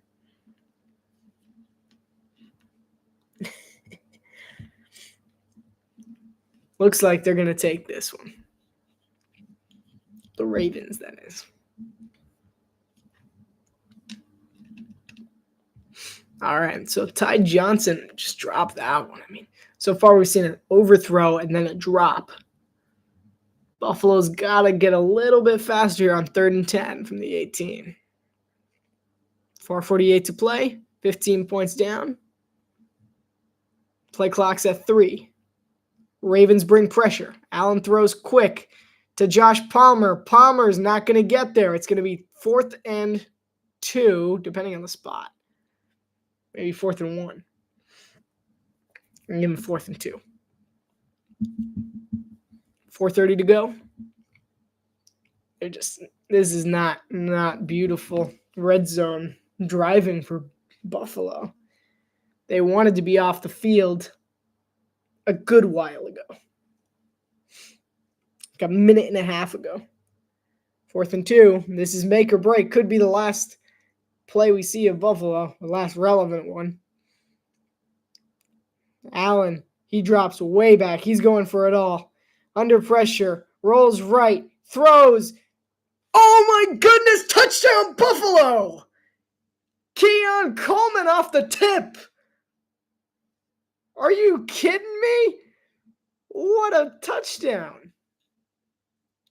I can't believe he got that in. Oh, man. Highlight reel play there. Keon Coleman. Wow. Good concentration from Coleman as well. That's really impressive. Everything about it. Here's the extra point from Matthew Prater. Bills aren't celebrating yet, though, because they know they have to figure out a way to stop this Baltimore offense. Extra points right down the middle. So they're opting to go for 2 the next time. Put it all on the line. Whew. That was great. I thought they got him. I thought that was it. I think every Buffalo fan in the stands thought that was it. So he rolls right. He's got no look. Like, I feel like if Dawson Knox doesn't tip that ball, I think Allen overthrew him. I think Dawson Knox might have saved the game.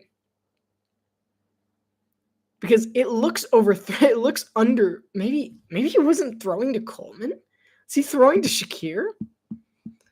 That is such a weird. I think he might have been throwing to Khalil Shakir. I'm not sure he would have managed to get it to Shakir, but Knox tips it. Coleman gets it.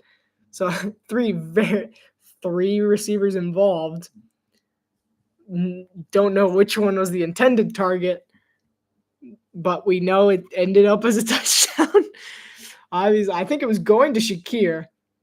Knox thought it was going to him, and he tipped it, and Coleman ended up being the one to get it. Interesting sequence there. 3:56. This is going to return for the Ravens. No turnovers, no fumbles, clean football. They should still have it locked in. But they do got plenty of time now. They do have plenty of time. Wow, I'm getting country now. They do got time. The later it gets, the more you get Texas. Not from Texas. Just throwing that out there. However, if anyone ever says I am from Texas, I go deep in the heart of Texas, just for fun.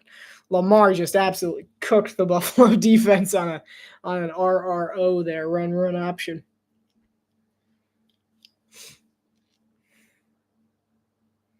That was just a really well-designed play by Todd Monken and John Harbaugh there.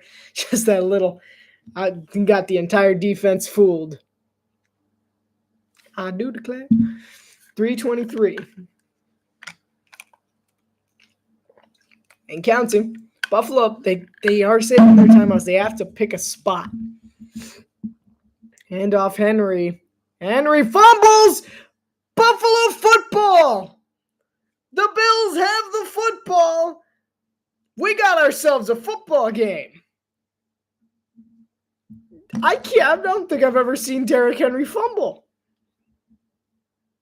And the Bills Mafia is going ballistic at Highmark Stadium. Ed Oliver. Of course it was. Ed Oliver. I'm telling you, nothing could be cooler than these two guys and they just did. And Ed Oliver's come out on top 2 times in a row now. And the Bills, what a defensive stand. Wow.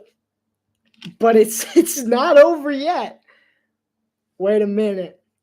If you're sitting, don't be. This isn't the type of game you sit in. Stand. They're at the 30. They have 3 minutes. And meanwhile, Sean McDermott's over there. It's all a part of my master plan. You thought Derrick Henry was going to fumble? No. Josh Allen lasers one in. It's caught. Oh, my goodness. I don't even know who that was. Jackson Hawes. Hawes? What? Jackson Hawes. Rookie out of Georgia Tech. Makes the grab there. 1st and goal from the 1-yard line. Allen, they jumped the pile. He didn't get there. Buffalo, he didn't get there. It could take this to the 2-minute warning.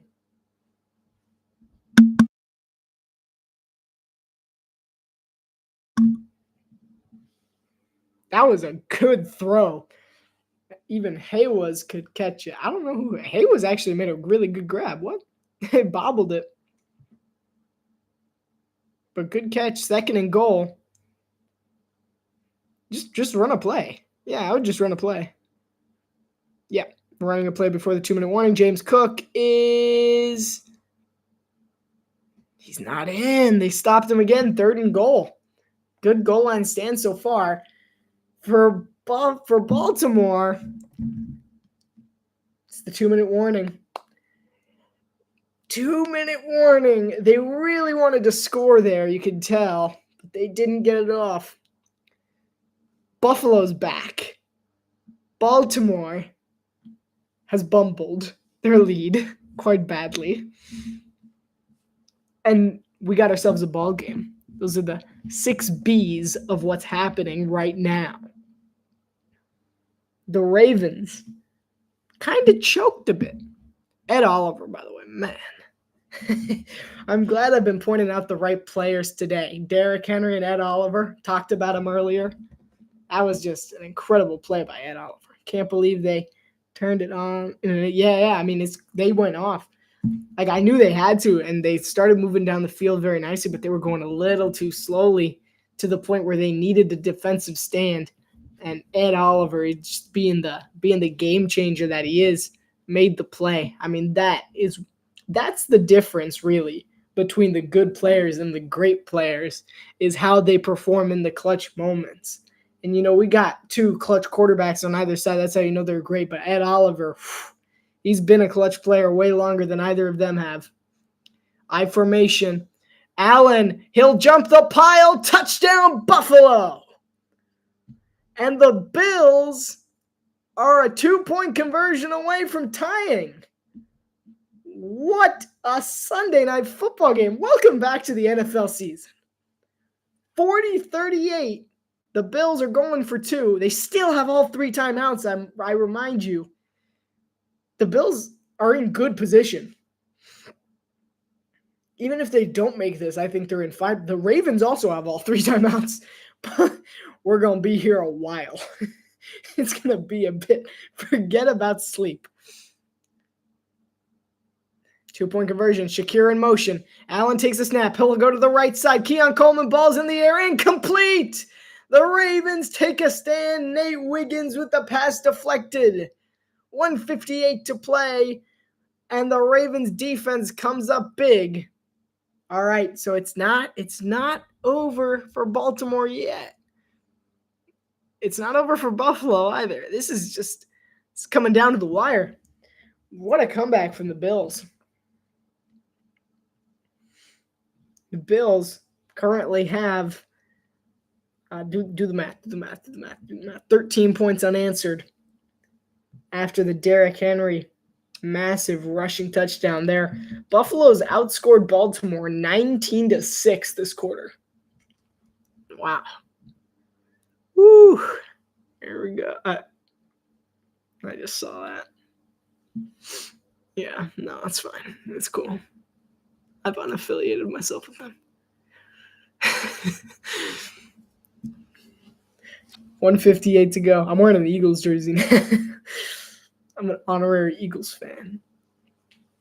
I'm just gonna go around asking people I know, hey, can I be an honorary your fan?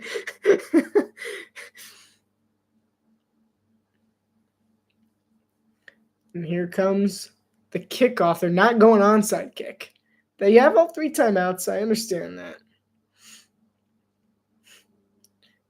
He gets spun around. He's still on his feet, though. Rasheen Ali pushed out of bounds at about the 35-ish yard, 30-yard line, 31.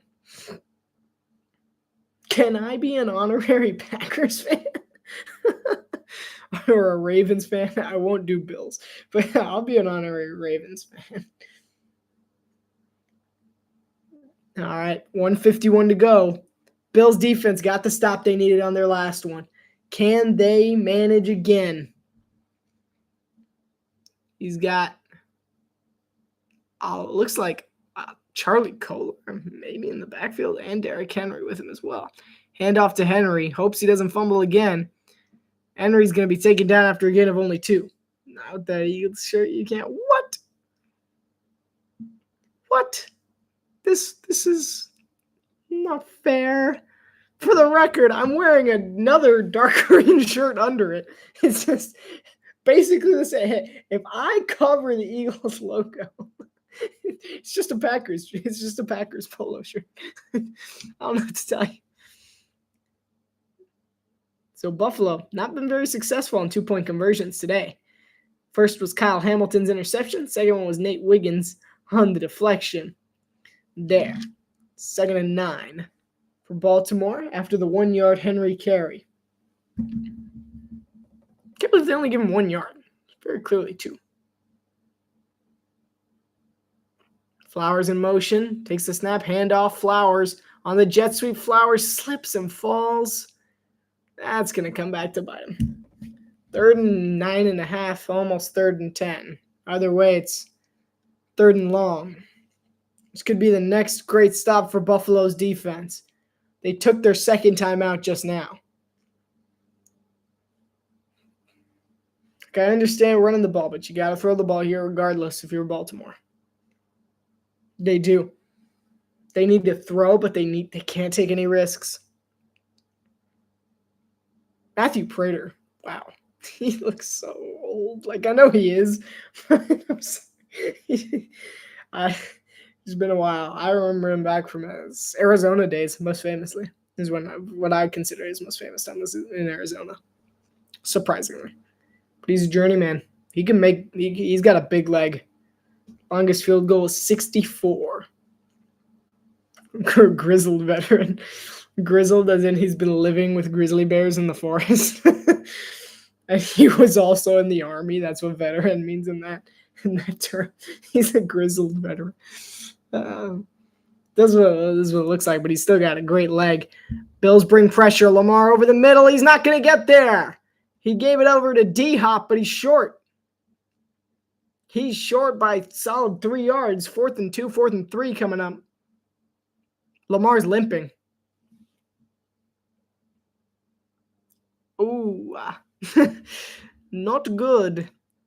It's Diop. Christian Benford closed in like a cannon on DeAndre Hopkins, and what a tackle that was. And Lamar got absolutely decked at the end of that one. And he was in a fair bit of pain at the end of that play as well. Bills took their last time out, 4th and 3. It's a terrible quarter. And now they're punting over to Buffalo, who with a field goal has a chance to win the game. Baltimore, I do remind you, still has all 3 timeouts. 1:33 to play. It could be the world's longest 2 minutes. It's the opposite of Boomer's fastest 2 minutes. It's Buffalo's longest 2 minutes. Does he still do that? I feel like I haven't listened to a Monday Night Halftime show in forever. 1:26 to go. 1st and 10 for Buffalo. From the 20. Wow. What a start to the NFL season. I mean, incredible. doesn't matter that this. I'm not going to go to bed for a while. I'm tired, but this has been a great game. I'm tired, but it's been an amazing game. It's kept me wide awake the entire time. Credit to them. It's more than I can say about the Hurricanes Fighting Irish game last week. Looking forward to next week as well. Whatever game we end up on. 1st and 10 from the 20-yard line. They need to go 80 yards. Allen, quick throw to Khalil Shakir, 6 yards. They're trying to force Baltimore to use their timeouts early here. It's interesting and smart, actually. But John Harbaugh, he's been in this league 18 years now. This is his 18th year as a coach of the Ravens. He's not going to fall for any traps here. Not until he has to. He's going to throw over the top to Keon Coleman. He stays in bounds, but he gets out of bounds. So he gets his feet in, but gets out. He's got a minute left, saving Baltimore their timeout. 1st and 10 from the 34.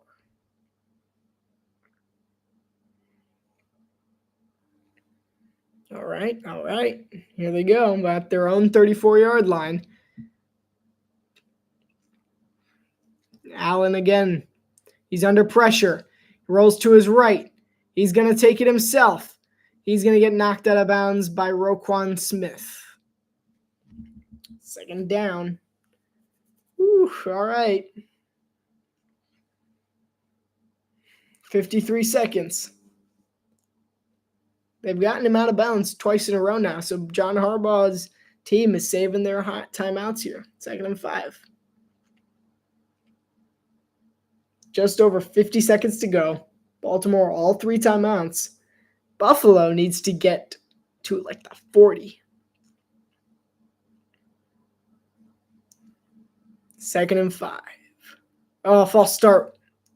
It's going to be false start coming in on Buffalo. Back them up another 5. That's a costly penalty. That's just not something you can do in this situation. You need to get to a certain marker on the field. You only have a certain amount of time. Kind of you're shooting yourself in your foot, really. Shooting yourself in the foot. It's the only way to describe it. Yeah. 2nd and 10 now from the 34 where they were before the Allen run. That's just not good. Dawson Knox in motion. Allen to throw. He looks to his left. He's got a man. He's wide open. 1st down and more. It's Joshua Palmer. That's the Baltimore 34. They're in field goal range. Buffalo is in field goal range with new kicker, Matthew Prater. New kicker. This guy has not been with Buffalo long, but he might win a game. Might hit the game winner. Hasta la vista, Tyler Bass. Tyler who? 1st and 10 from the 34-yard line. After that big completion to Joshua Palmer. 2 seconds on the play clock. 1. He gets it off. Under pressure. He throws over the middle. He's wide open. Keon Coleman makes him and miss. He's tripped up at the 10. Oh my goodness. Keon Coleman almost took that all the way. Ooh, that was such a good tackle by Jair Alexander. He just shattered Alexander's ankles though, but what a recovery. Oh my goodness. The script, wow, I know. This is crazy. It's like, I'm going to make an incredible move, juke him out. I'm going to score a touchdown. Jair Alexander's just on the floor. No! He just reached for something. So Baltimore called their first timeout. Prater's warming up. But here's something. Buffalo's 1st and goal. Like, I know it might not be the smartest decision to take the touchdown, but then you force Baltimore into getting a touchdown. Last win when trailing by 15-plus points in the 4th quarter was 1967 versus the Jets. Pinky finger to pinky toe tackle, yeah. 1967. Oof. And Derrick Henry knows part of that's on him. Not being able to hang on to the football. That's just such a rare Derrick Henry mistake either, because he's one of the safest ball handlers in all of football. But then again, that is one of the strongest fists in football trying to punch it out as well, and Ed Oliver. 1st and goal. Buffalo took a cheap knee. They're going to end it. 2nd timeout, Baltimore. This could be game over. I think it's game over either way. Prater makes it or he misses it. He's 23 for 24 on lead-changing field goal attempts in the last 2 minutes of 4th quarter or overtime. Matthew Prater is a clutch kicker. I'm surprised he's been a journeyman for so long because he's a good kicker. Happens when you've been talking for 3.5 hours. Matthew Prater's in his 19th season. He started his career with the Falcons. He won a Super Bowl with the Broncos. Played with the Lions for the longest time, and then with the Cardinals most recently. That's where I know him from, is the Cardinals. I do remember him with the Lions as well for a long time. And then the Broncos, of course. Started his career in Atlanta, and now he's here in Buffalo. So quite the journeyman, but he's been quite successful in all of those locations as well. He's kept 3 of those 4 for more than 5 years. So he's a good kicker. He's a good kicker. No, it's crazy when your kicker's been in the league longer than John Harbaugh's been coaching the Ravens. So Baltimore's out of timeouts. One more knee is going to do the trick. Matt Prater. They just got this guy. Tyler Bass was just ruled out earlier. And in comes Matthew Prater with the chance to go down in Bills history. 1 game with the team, and he's got a chance to go down in Bills history. Wow. 3rd and goal. And the last knee from Allen. Bills have no timeouts. Oh, my goodness. Wait, I did not notice that. They have 24/7. Oh, no. They're running onto the field. They were prepped and ready, though, which is why they were taking their time taking that last knee. Matthew Prater, here he goes. He's 2 for 2 for today. From 25 and 43, they have 10 seconds to kick this 32-yard field goal attempt. No matter what the result, this game's over. 5, 4, 3, 2. The snap's up. The kick's up. It's good. The Bills win a thrilling Sunday night football matchup in Orchard Park. Wow. Buffalo is the victor in crazy fashion. What a game. Incredible, incredible game. 41-40. My goodness. That's a crazy win. Well earned. I wasn't sure they had it in them. I was not sure they had it in them at all. And absolute bedlam over in Buffalo right now. After this one, 41-40. Ravens fans they just have no idea. Whew. I mean, that was an MVP caliber performance. They went to absolute edge. I know. It's incredible. This game should have been over a long time ago. Baltimore played way too loosely with their lead, honestly. Buffalo got really lucky with the fact that Baltimore was playing so loose with the lead. And they just, spectacular play as well. Lamar Jackson just knows he got outplayed at the end there. And partially Derrick Henry's fault with the fumble.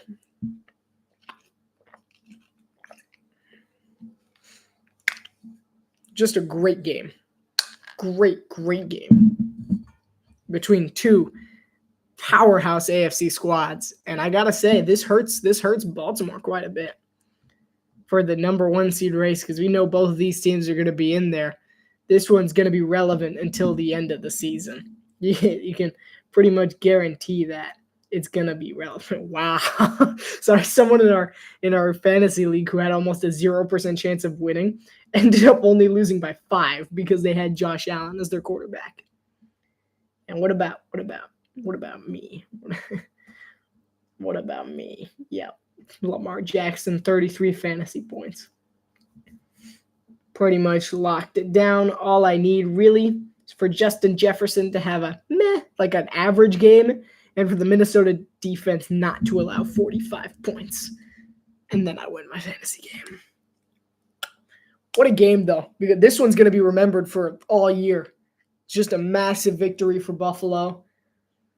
This is what I will say. This is probably like we look at the Bills' schedule real quick before we sign off here.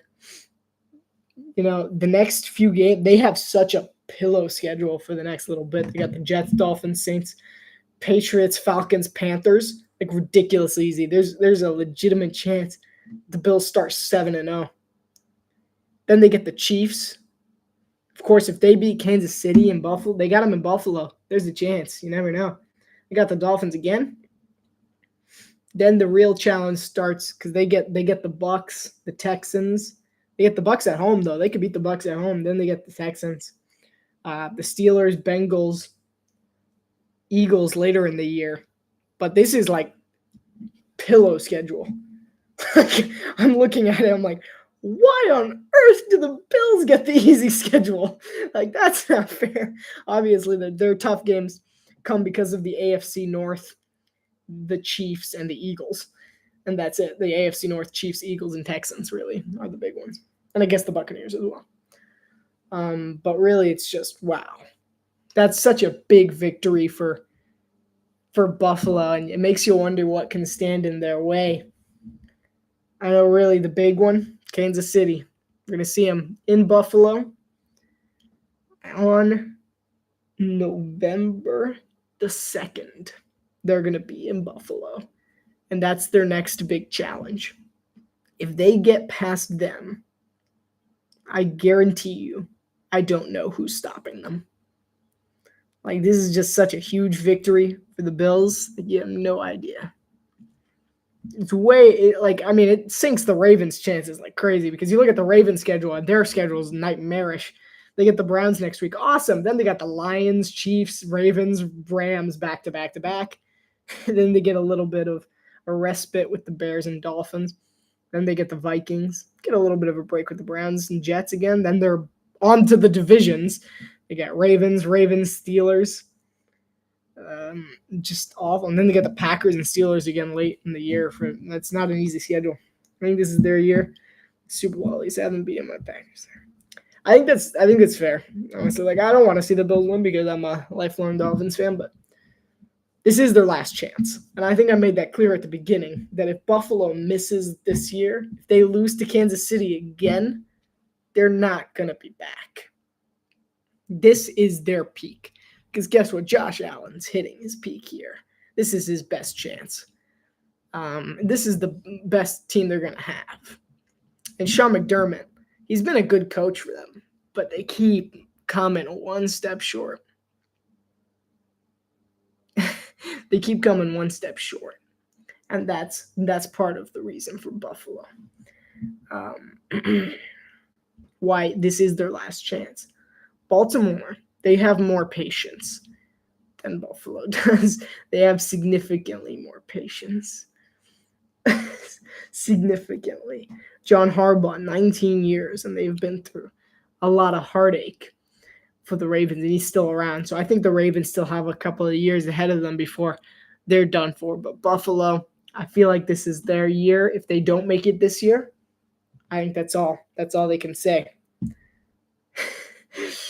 Yeah, a lot of patience. Well, thank you guys so much for watching. It's been an absolute incredible week 1 start to the NFL season. I'm ready for week 2. It's been an incredible week 1. Looking forward to Bears Vikings tomorrow. I'll be keeping a close eye on that. Next commentary, the poll will be up tomorrow. We'll have 3 different commentary options and then the option for the Fibonacci sequence as well. And we're looking for a great time. Thank you guys so much for watching. Have a good one. God bless. See you next week. Bye. Bye.